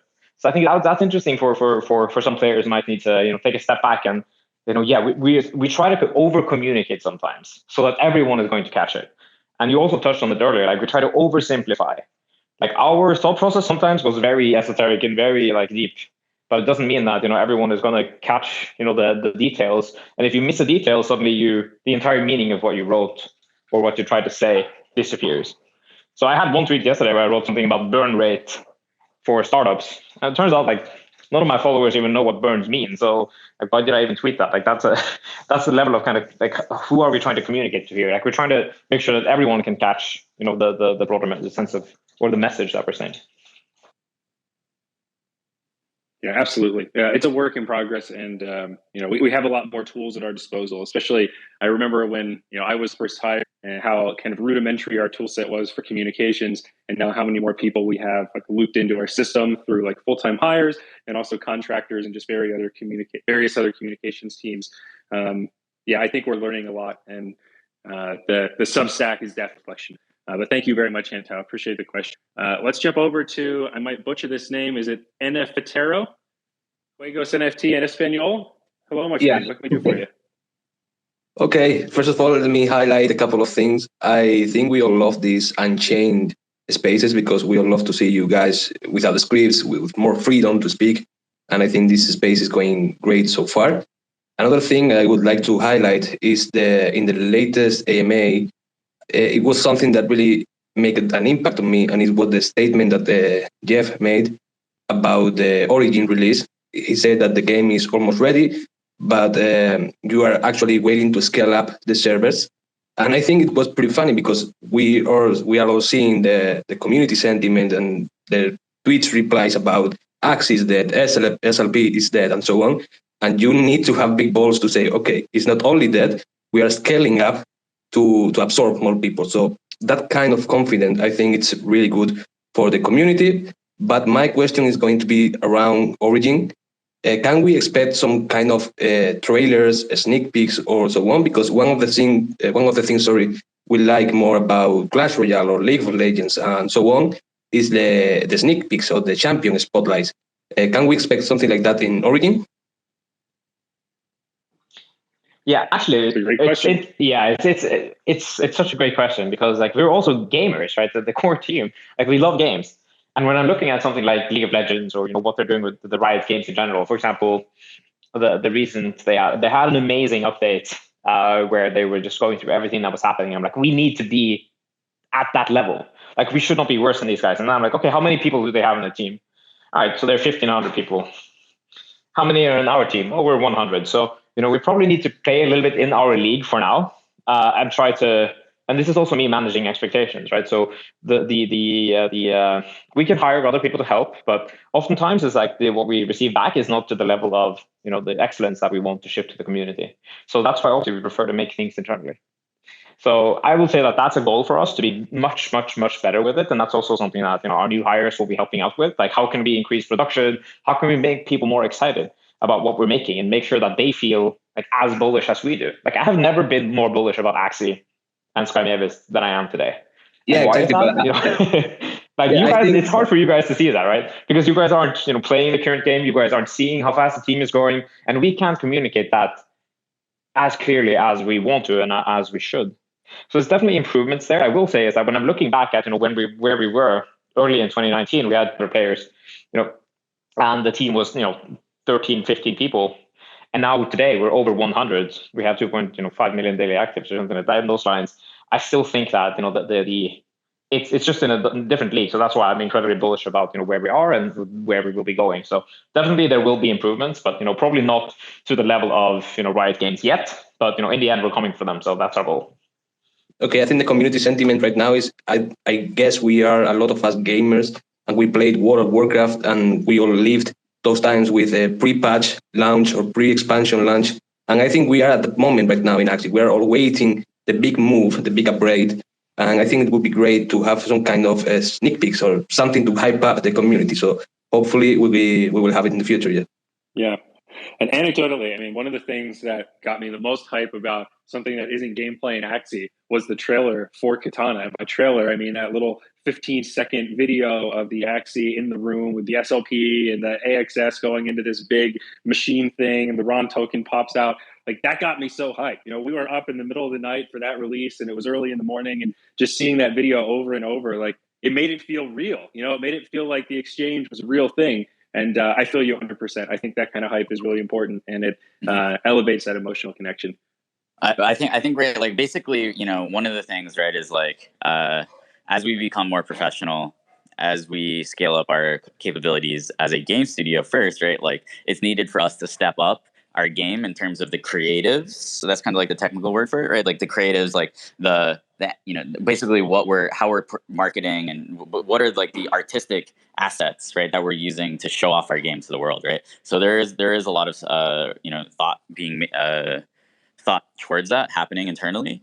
We are, right, like, that's one thing that Uptick helps with, right, is making awesome, beautiful kind of like ads to show the world. And we're also, right, in discussions around, right, how we can make like gameplay trailers, right, that kind of show the game off to the world in an awesome way. So definitely need to get better there, and we are working on it. So perfect. Awesome. Thank you, guys.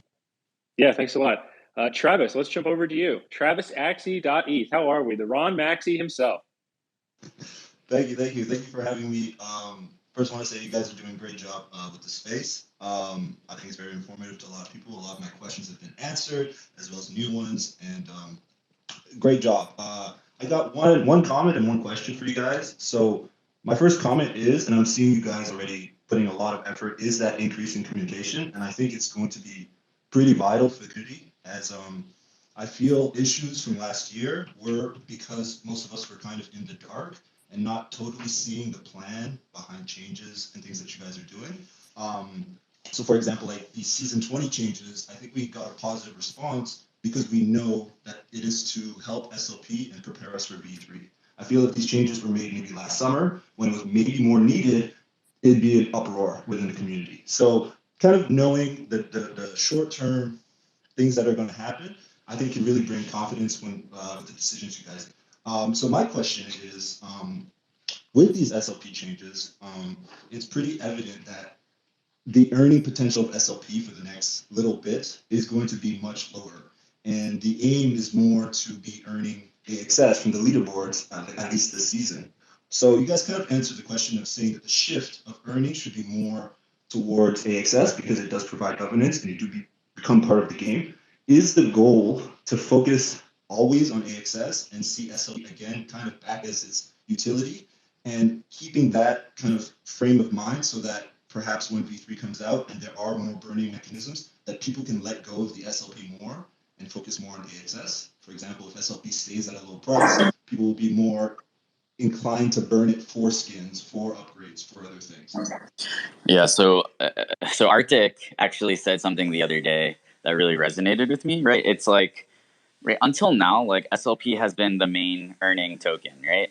And because of that, people, right, SLP is, right, because of that, the most widely owned asset in the community, right? So I think, right, the way to solve this is, right, to add additional things in the ecosystem that can supplement, right, SLP when it comes to, right, what people are actually earning, right? So yes, increasing the emission of access for skilled gameplay is a step in that direction, but there will also be, right, like, other tokens that we implement over time that you'll be able to earn through various gameplay modes that should reduce the reliance on SLP from the player base, right? Like, people care about it because they own it, right? So like, one of the ways to fix it and to fix the problem is, okay, you reduce the issuance and you start to add new gameplay loops, new tokens, right? Just like your many other games, right, have many different in-game resources that you can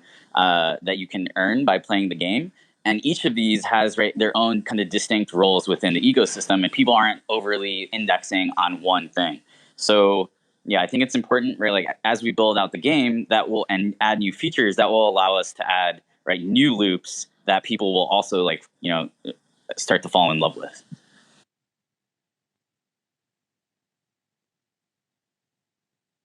Awesome.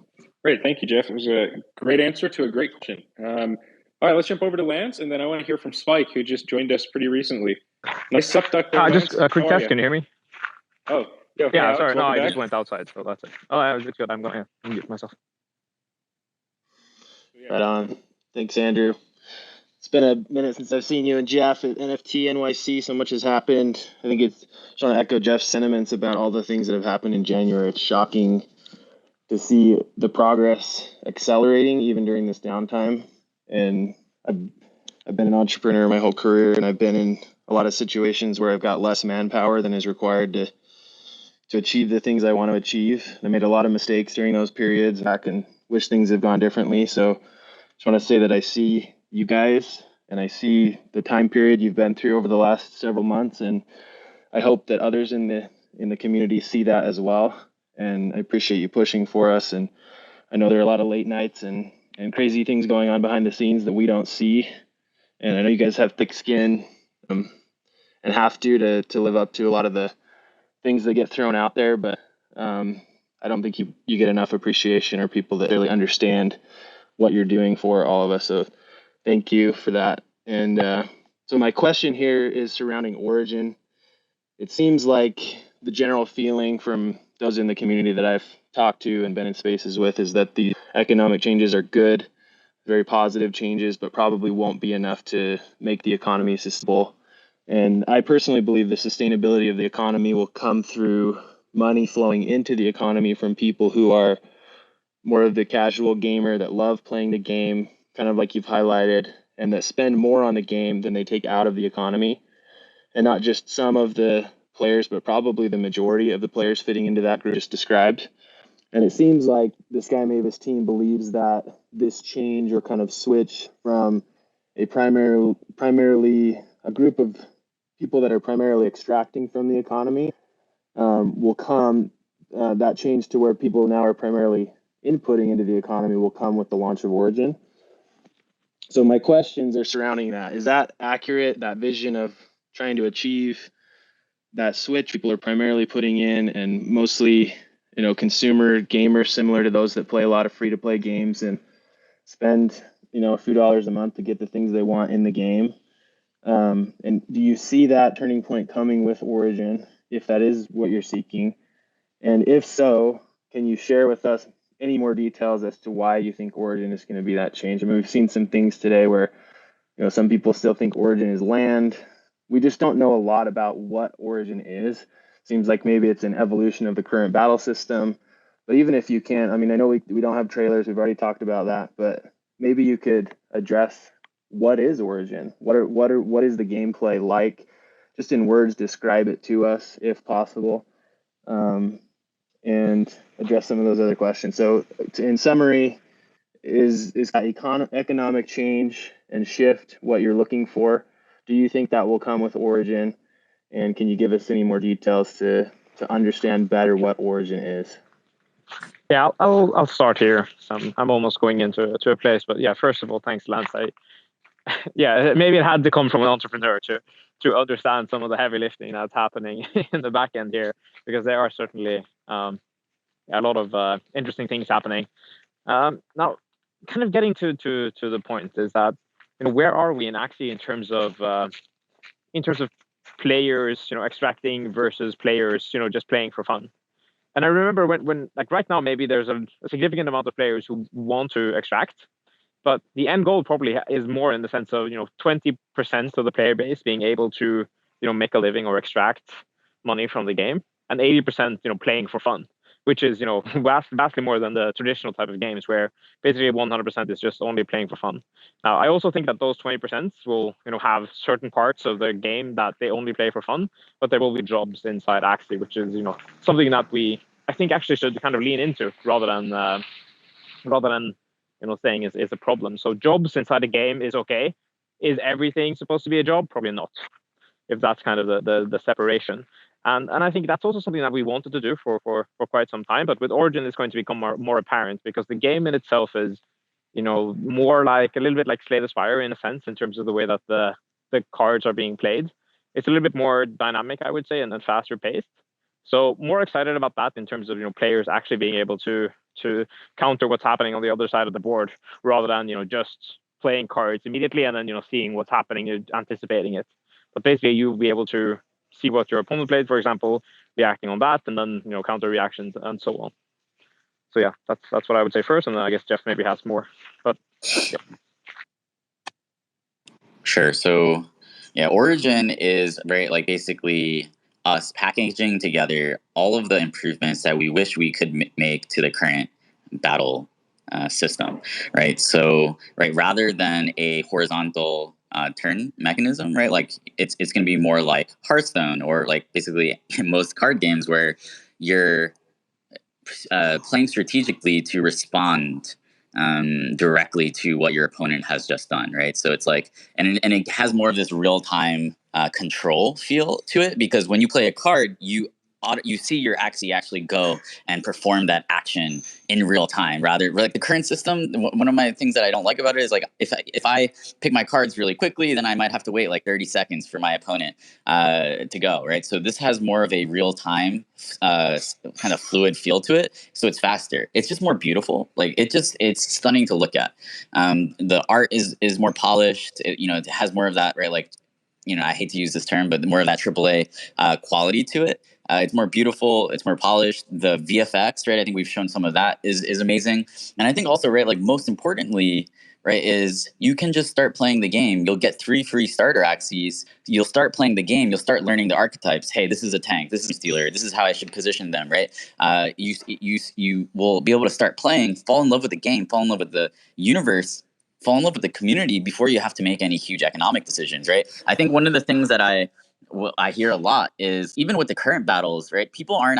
Some people, they play it and they love it, and they weren't actually expecting to love the gameplay as much as they do, because when they learn about Axie, the thing that they hear about is, right, like the blockchain aspect, right? The earning mechanisms. But with this, right, the world will be able to make their own opinion on whether they think Axie is a beautiful game and a fun game before they actually have to go down the blockchain rabbit hole.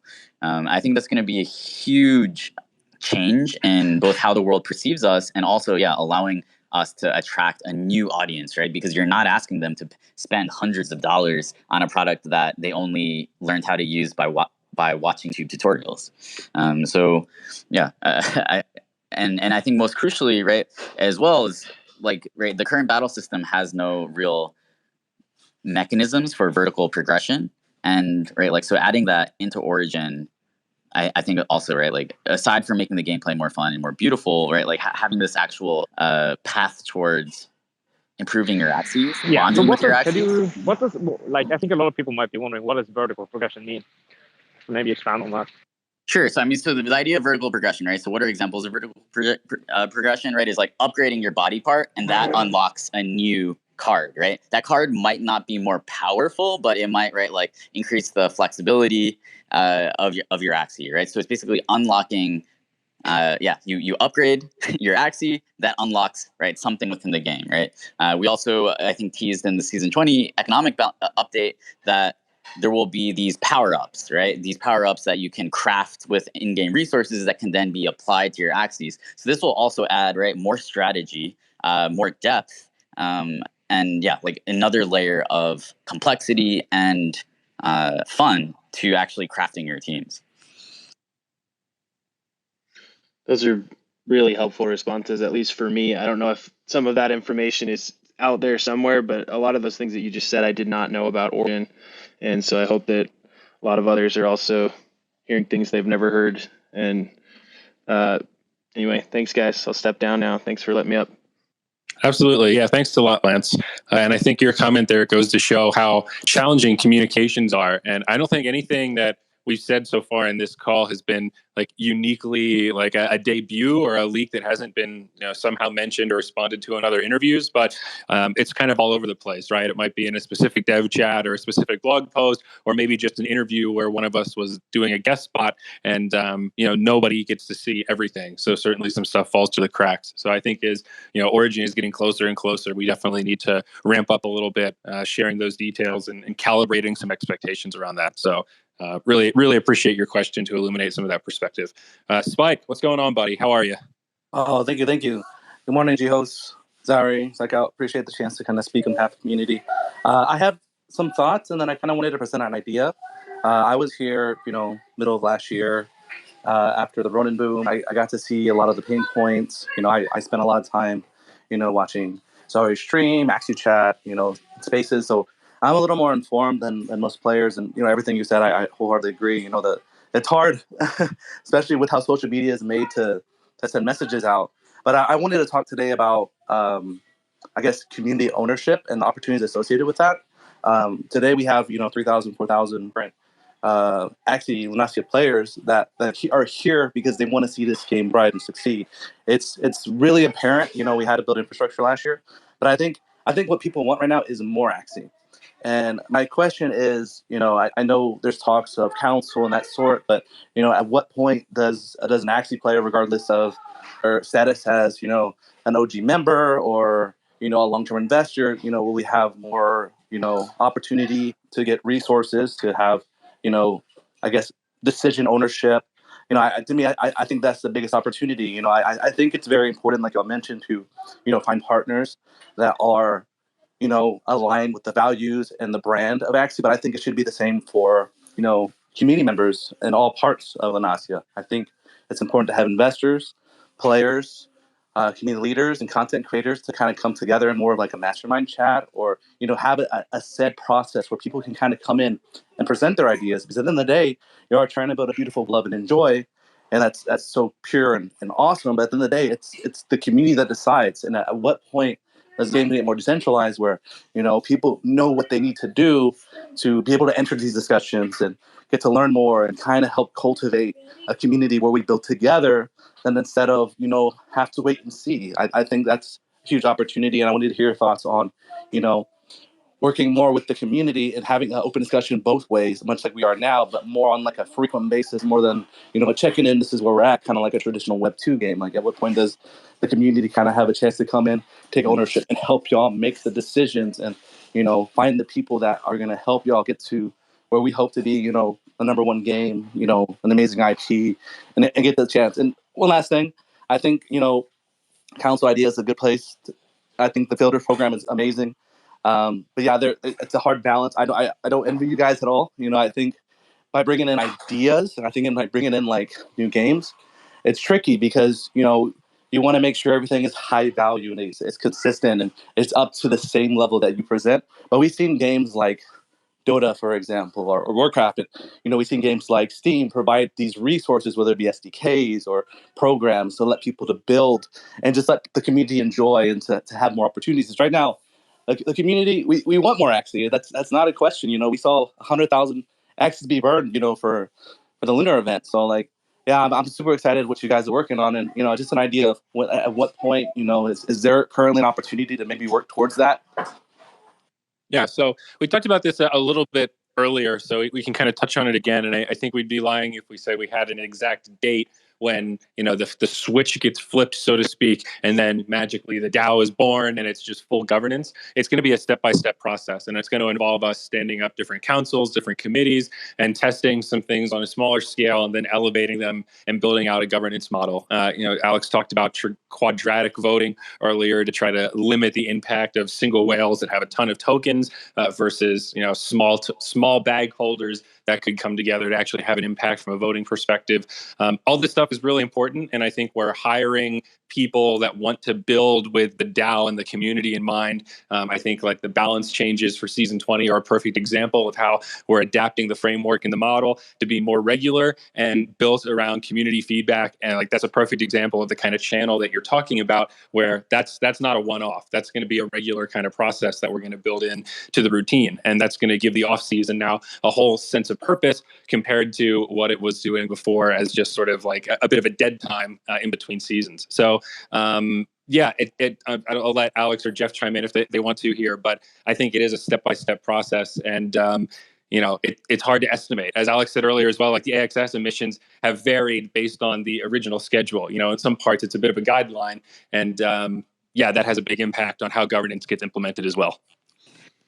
Yeah, let me jump in, right? So, thanks, Spike, for all you do. Like, I see you as a community leader, right? Like, did amazing stuff with the Axie toy drive, and just generally a positive person. And I believe that you are building together with us already, right? Like, I also want to make that clear. Like, the positivity that you bring to the community, it's helping this nation. But in terms of right, like I guess like more direct co-building relationship, right? Like, well, what are some of the things that we've started to see recently, right? Well, with the season, the season 20 balancing changes for PvP as well as economics, right? We did put out a call for people to make proposals on how that should work. We also, right, we just released the Axie Builders program, right, which has 1,800 applications. A lot of them are really, really solid, right? So that's right. That is right a step to building technically towards the community. In terms of right, like building community alongside all of you, I think right, like something similar to a community builders program, right? That's kind of similar to the Axie Builders program, the technical one, right? I think something like that is also needed.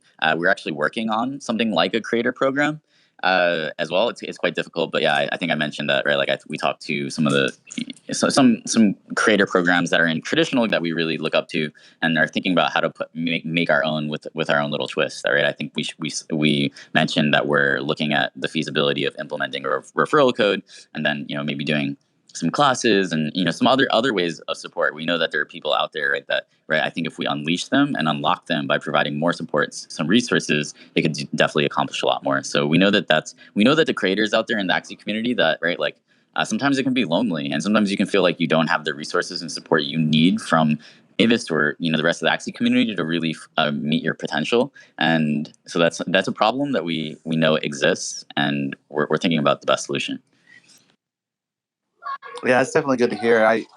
I've had the opportunity to kind of peek into a lot of different communities. I came in early on, felt empowered by helping others and working with community leaders from all different sides. That they're content creators or they're the first ones in their country to bring Axie. I think it's so important to spot, identify those leaders and give them a chance. Because there is a lot of benefit that can happen with larger influencers, but it's got to start somewhere for a lot of different places. And I kind of find it as my personal mission to represent some of those smaller communities, whether it be like Latam, that's kind of kicking off, or C or Africa, and that's definitely, in my opinion, a step in the right direction. I like the communication that's been expanded upon, and I know how social media works, and it's just because you make a tweet doesn't mean all 3 million Lanaxians are going to see it. So stay diligent, and we appreciate you guys. Keep the good work. Yeah, actually, I have to drop off now, but I wanted to kind of chime in on something. Of course, we knew that after the spaces, there would be some miscommunication or someone trying to misconstrue words or somehow didn't understand exactly what was being said. So there might be some landowners here who think that owning land is not important in Axie, and that's simply not the case. Like, owning land in Axie Infinity is important. We plan to issue AXS through land. It's always been the plan. It still is. That doesn't change. It's just going to take a little bit longer than we maybe had anticipated. And that's why we have, targets for launches all the time. But, when you are trying to build groundbreaking stuff, things sometimes take longer than expected. So I just want to clarify that, considering I saw some guys going very hard on that. But yeah, thank you all for coming in. And hopefully I think we have to do a little bit more of these. It's good to hear voices. And we used to do this a lot, I think, back in the day, just getting to know the community. So definitely appreciate everyone for stopping by here. So thank you. Cool. Thanks, Alex, for that clarification, guys. I think like definitely somewhere where we can have lines of communication between the actual game team and the community is related to game.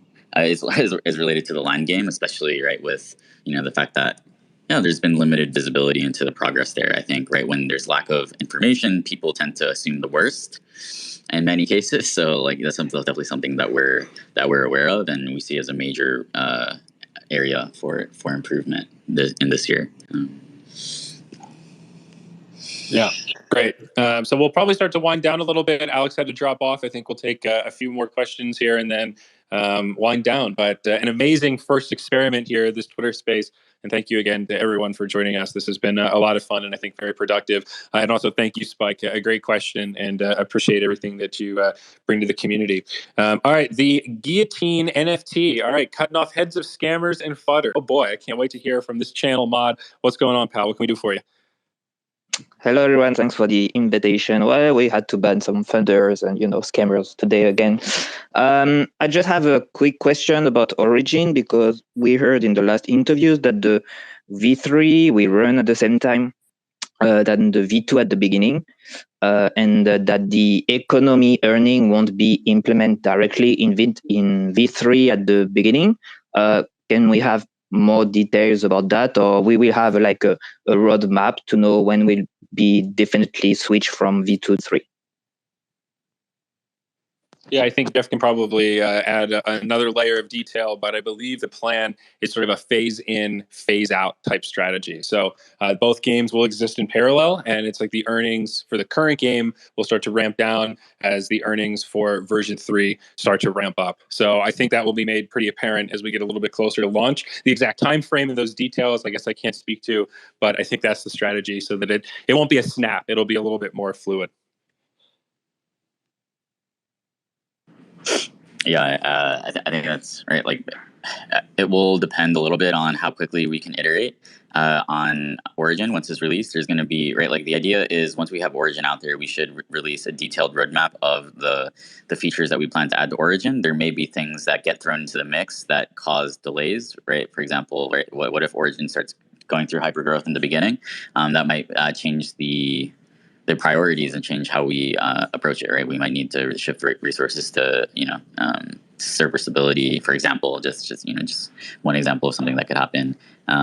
So yeah, but I think, yeah, like once Origin and nobody gets to see everything, so certainly some stuff falls to the cracks. So I think Origin is getting closer, and closer. We definitely need to ramp up a little bit, sharing those details and calibrating some expectations around that. So really appreciate your question to illuminate some of that perspective. Spike, what's going on, buddy? How are you? Oh, thank you. Good morning, G-hosts. Zari, Psychout. Appreciate the chance to kind of speak on behalf of the community. I have some thoughts, and then I kind of wanted to present an idea.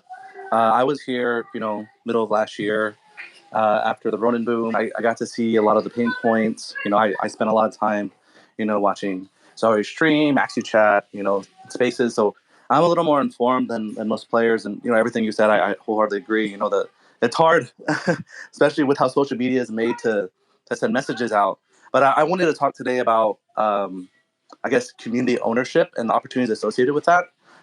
Today we have 3,000, 4,000 different Axie Lunacia players that are here because they want to see this game thrive and succeed. It's really apparent. We had to build infrastructure last year, but I think what people want right now is more Axie.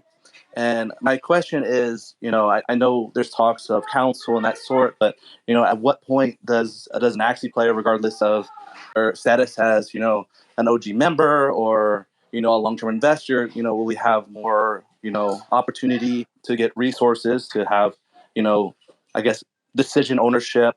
To me, I think that's the biggest opportunity. I think it's very important, like I mentioned, to find partners that are aligned with the values and the brand of Axie, but I think it should be the same for, community members in all parts of Lunacia. I think it's important to have investors, players, community leaders, and content creators to kind of come together in more of like a mastermind chat or, have a set process where people can kind of come in and present their ideas. Because at the end of the day, you are trying to build a beautiful love and enjoy.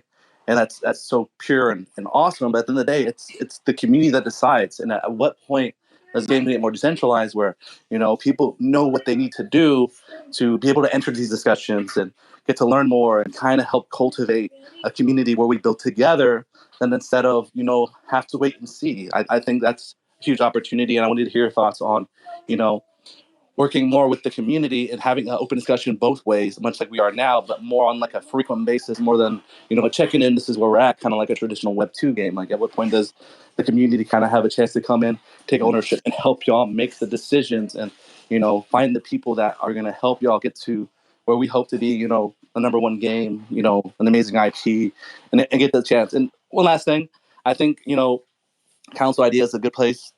I think the Fielder program is amazing.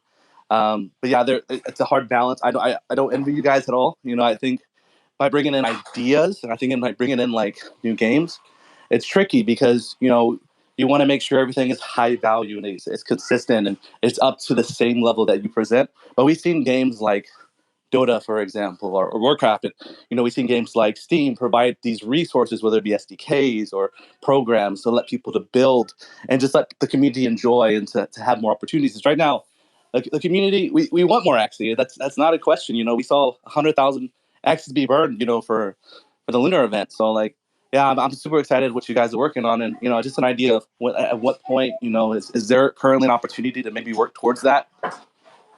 Yeah, so we talked about this a little bit earlier, so we can kind of touch on it again. And I think we'd be lying if we say we had an exact date when the switch gets flipped, so to speak, and then magically the DAO is born and it's just full governance. It's going to be a step-by-step process, and it's going to involve us standing up different councils, different committees, and testing some things on a smaller scale, and then elevating them and building out a governance model. Alex talked about quadratic voting earlier to try to limit the impact of single whales that have a ton of tokens versus small bag holders that could come together to actually have an impact from a voting perspective.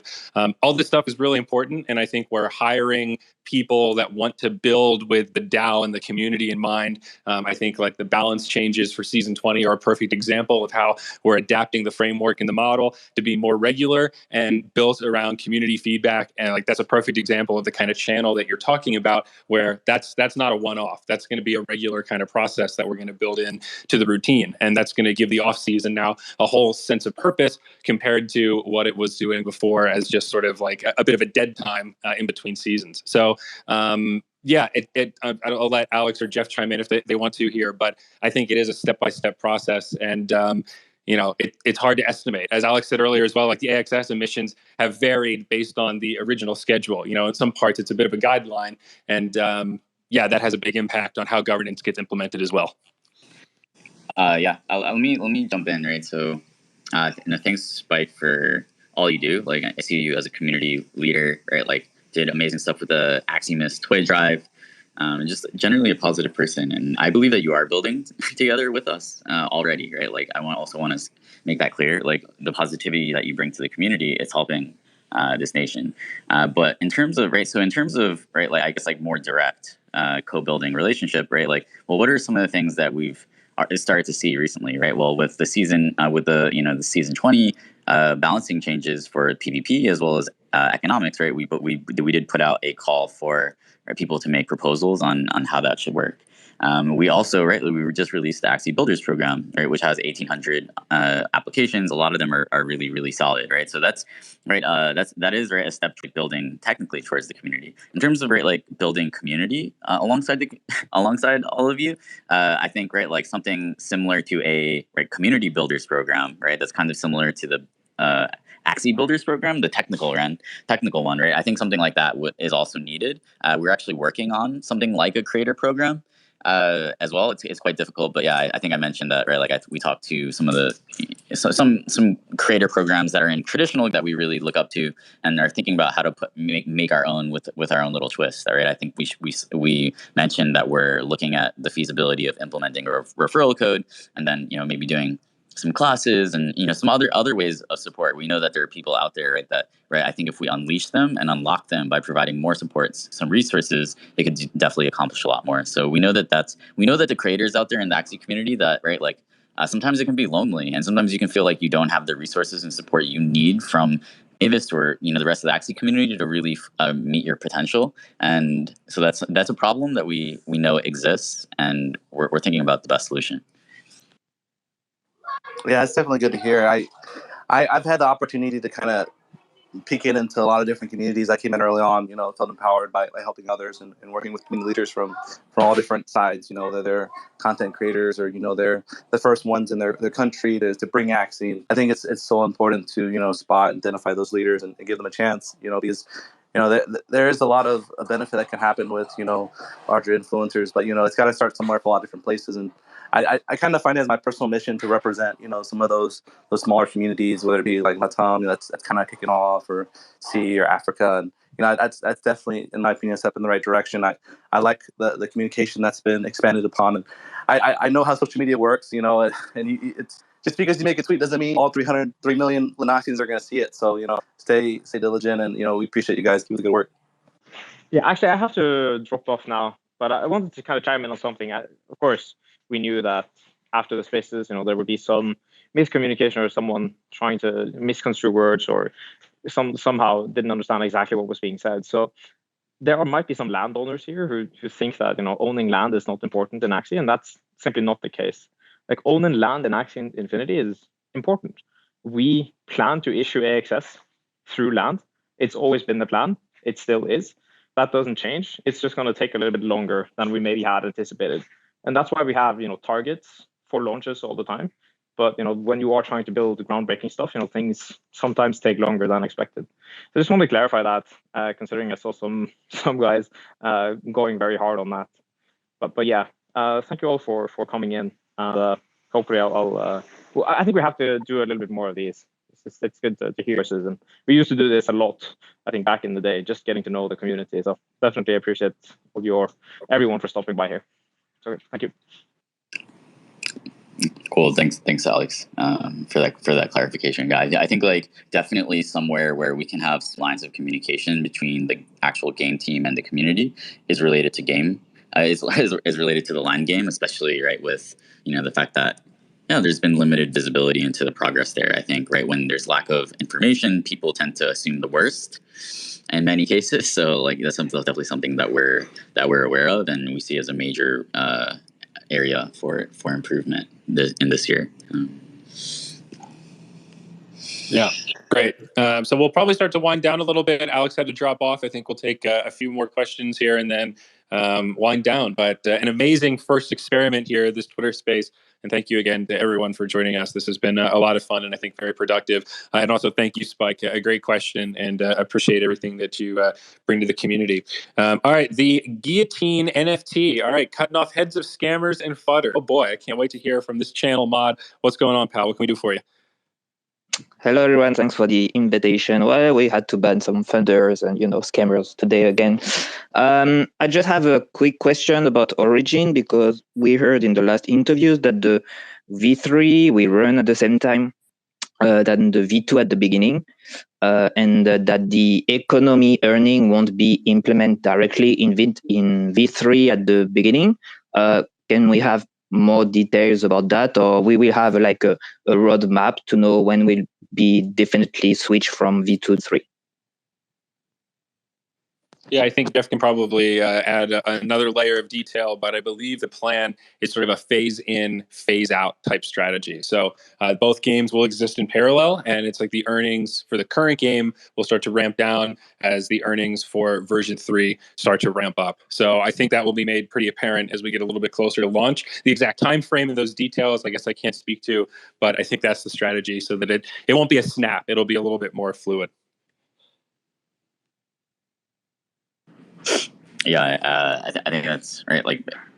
It will depend a little bit on how quickly we can iterate on Origin once it's released. There's going to be the idea is once we have Origin out there, we should release a detailed roadmap of the features that we plan to add to Origin. There may be things that get thrown into the mix that cause delays, right? For example, what if Origin starts going through hypergrowth in the beginning? That might change the priorities and change how we approach it, right? We might need to shift resources to, server stability, for example, just one example of something that could happen. But I think, once Origin is released, we should have a clear roadmap of the upcoming features so that you guys have plenty to look forward to. And I think like all part of how fast we wind down the current battles will also be related to the reception from the community, right? Like, how ready does the community perceive to be Origin? How fun do they think it is when we show it off to the world? So. Awesome. Okay, thanks for the answer. Thank you for the question. Really appreciate it. We'll take these last two here. We'll go to John first. John Crumreen. Hello. How are you? Hey, I'm very well. Thank you. Thank you guys for elevating my thoughts and comments here this morning. Basically, I just have a few thoughts. I like to kind of explore new lines of thinking a little bit, and listening to you guys talk about governance and communication, which is part of education. I'm wondering if there's a way that we can better communicate to people who don't use Twitter and some other spaces as often, like perhaps utilizing a splash page to sort of convey some of the more subtle or granular concepts that Sky Mavis and Axie is wanting to express, or the announcement field within the game, because we know that people access the game every day. There's so many daily active users still. So another thought also is, as far as governance goes, a few years ago I was thinking about how we could overhaul legislation creation in the United States, and I was thinking about a GitHub format where people can use a sort of governance tool like AXS or even spend a token like SLP to make amendments to, like small line amendments to proposed rules or something like that. I like to think about infrastructure. So basically, how can we work on these kind of things? But anyway, thank you for the airtime. Jeff, you want to tackle this one? Yeah, I think so one of my mentors is someone who planned a huge social movement that happened in China in the 1980s. And right, like he always tells me, right, like how do you actually scale communication? How do you make sure that all the millions of people, right, in your nation actually, right, get the message? So I think like we do a pretty good job of that relative to other blockchain projects, but I think that we shouldn't, just like my mom always says, never compare yourself to others. So I think we can definitely do better with that regard. I think, right, like with the Lunasian sending out those email blasts in Twitter and Discord, right, I think we do cover a lot of the bases, but I think, right, like having something that's, maybe the Mavis hub, right, like keeping that, making that a more intuitive way to stay up on the news, and, maybe, something like a splash page definitely makes sense. I think, right, like a forum where people can propose changes in a more formal way definitely makes a lot of sense, right? Like so far we've been kind of using like Twitter as the court of public opinion and the way that ideas go viral. There are some actually good things about that because, right, it's like you see, I think like there is attention is a way of voting as well, but it's not perfect, right? Like if someone has a lot of followers on Twitter or, happens to get a retweet from someone else with a big account, that could make maybe their idea have more weight than it actually should, or vice versa, right? Like someone who's kind of relatively obscure on Twitter might not get the amplification of their idea that could be warranted, right? So something like a forum, right? Imagine if we had a forum with the collab land integration, you log in with your, right, like anyone who has, 3 axes or 10 axes or a certain amount of access or land, right? Like you could maybe get different posting permissions or privileges based on what you actually own in your Ronin wallet, and then being able to kind of, make proposals and gather kind of support. I think something like that is needed. We're thinking about how to actually implement that. So yeah, I hope that was what you're asking about. Yeah, thank you. I appreciate it. Thanks, John. I was going to say, I look forward so much to that. Like, I think it's funny how technology comes full circle, where forums were like the hot thing on the internet, and then we got away from forums because chatting in real time became the really hot new thing. And now we've got a Discord with 800,000 people in it all trying to chat in real time. And we're kind of like, man, I would kill for a forum right now that just had a couple of sticky threads and had a nice search box and everything's nice and parsable. And there's this clear posting history and kind of this karma system. And then it also doubles as this really cool way to showcase your asset. Like you can make your avatar, maybe one of your rare collectible Axies, or maybe you could have like your avatar profile page goes off like your land assets. Or, what if there was a preview of if you have a land asset and your Axie, a little like, simulator of what they could look like, that kind of stuff is really cool. Think about streamers and being able to have that little landing page just to show off to people. Like, I bought a Frosty and I want to show it off, damn it. I want to show it to the world, Jiho. Give me the power to brag about my Frosty. I digress. Reels, I think that's how you say your name. Welcome. Thank you for joining us and thank you for your patience. What do we got? Yeah, thanks for the time, guys. Well, first I want to thank all of you at Sky Mavis for changing my life and so many others in so many ways, not just financially. I don't think I can overstate how much myself and I'm sure many others appreciate what you do. And I hope you understand that the love the community has for you might not be as apparent actually is. But yeah, my question kind of comes in continuation of the earlier discussion about creative efforts. And I'm sure we all understand and support the fact that most of your efforts right now go towards building a game that attracts mainstream gamers and elevates our experience within the universe. But as a creative generally and filmmaker in particular, I'm very interested to know how you guys see the next, let's say, decade in terms of Axie Infinity lore and narrative content coming from Sky Mavis directly. Because I think gamers in general get very attached to their game characters, like love seeing them in movies or TV series. And I can only imagine how that would work in this unique situation where we actually own those characters and experiences. Makes sense. I think lore is a huge element that's been underexplored. I think there are some benefits to that, right? Like as well. But yeah, it's definitely something that we should unlock over the coming years. We're actually, I believe, going to post a job description for like a resident bard who would be someone who helps like craft the lore for the Axie universe. I think we'll also start to see more around Origin as well. So I think, right, like, yeah, the more we can start to flesh that out, I think that will unlock people like yourself making kind of creative narrative experiments within the Axie universe. So I definitely recognize, like, I remember, you have such an awesome creative mind, like, gotten some of your Axie themed artwork before. I remember the video that you made for the Project K, right, that land demo that we released, like that was also beautiful. So I feel like we should be doing more to unlock people like you, and that's definitely noted. And I think like we're shepherding or marshaling internal resources in that direction. Yeah, I definitely feel it on an anecdotal and personal level too. Like, as a single Mystic holder, that will probably be like a forever Mystic holder unless that floor really falls, and I'm not sure Jiho is going to let that happen. I feel really attached to it, and I've had some people make artwork around it, and I've often wondered, like, what could a comic strip or a comic book look like with my Mystic getting into all sorts of different adventures, and especially with land comes out, like Axie's, fishing and collecting different resources and thinking about, all those different animations and all the lore that can go behind that.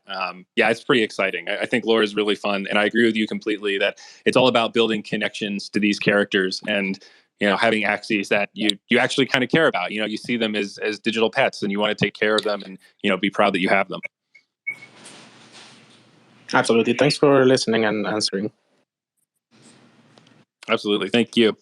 All right. Well, Jeff, I think that kind of brings us to an end here. We went over 2 hours in this space, and I think this was really a great experiment. And I'm glad so many people stepped up with great questions and thoughts and ready to share their perspective. I don't know if you have any great closing or motivational words for us, but I think now's the time. Well, yeah, this has been really awesome. I think rather than like the dev streams, I think can be a little bit stiff where there's less, right, there's less back and forth, direct osmosis with the community. So I think maybe like dev streams should be used to make major announcements and hype people up, kind of like we did with AXS, rather than kind of addressing some of these questions. I think like the space is going to be an awesome new tool.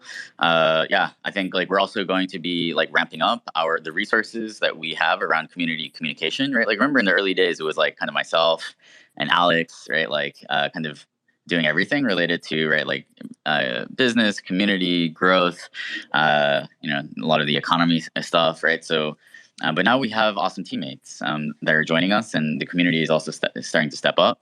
So yeah, this, I think like having more bonding moments with the community is definitely like on our priority for this year. And yeah, like hope that you guys can see the shift in our approach. I think right like it can be hard to balance, right? Hypergrowth. You're doing a lot of external stuff, but like bread and butter is that we're the best community of all time. So I think sometimes we've neglected our core community, right? Like through the hypergrowth phase, like whatever, like doing the Ronin launch, Katana, right? Like Series B, right? Hiring, right? Having to train, right? Like I think like a lot of our gaze, right? The gaze of Sky Mavis and myself and my team members, right? Like it's been external, but I think if we're going to get to the next level this year, 2022, it's also going to be right. We have to go back to our bread and butter. We have to leverage and talk to our community and unleash your potential. So. Yeah, like I believe in each and every one of you. You guys are amazing. Like you've gotten us so far. We've gotten here together, and I'm really excited for 2022. For those that weren't able to speak today, I'm sorry about that. I have a meeting that I have to go to, but I'm gonna try to I'll take a screenshot and maybe we can give priority to you guys the next that we do this. Yeah, that'd be really awesome. Thanks a lot, Jeff. Always appreciate your motivational words and your insight at these things. And, I kind of second all of that. Very excited about the path that we're on. But, some of the road bumps in the short term here with the economy, I still remain really bullish and excited on our expanding team and the ideas that are being brought to the table and how robust the community is. I come from a game that was built sandbox platform. That's how Dota started on the Warcraft 3 map editor. So I really, truly believe in the power of giving that workshop ability to the hands of the community and seeing what they can build and monetize and share with each other. And I think that the potential ceiling on that is really, really high. So seeing pictures of like the Axie fighting game and the Axie war cart and all these different mini games that could even be competitive games in their own right, it just opens up a whole nother world of utility and fun and engagement and ways to support each other. On the esports side, we're making great progress. The grant got some really good submissions. We have that season schedule just about ready to release. We have a couple of stragglers that we're getting some dates locked in with. And outside of that, we should have that announcement coming up very soon. So it's going to be a great year for competitive Axie, the arena seasons, this first grant, and then all the exciting stuff in the second half of the year that we haven't announced yet. So really a lot to look forward to. And we thank you for your patience. Keep building, everyone. Axie hard, and we'll catch you on the next one of these Twitter Spaces. Much love. We don't have any closing music here. So it's on you, Jeff. You can end it whenever you want, buddy.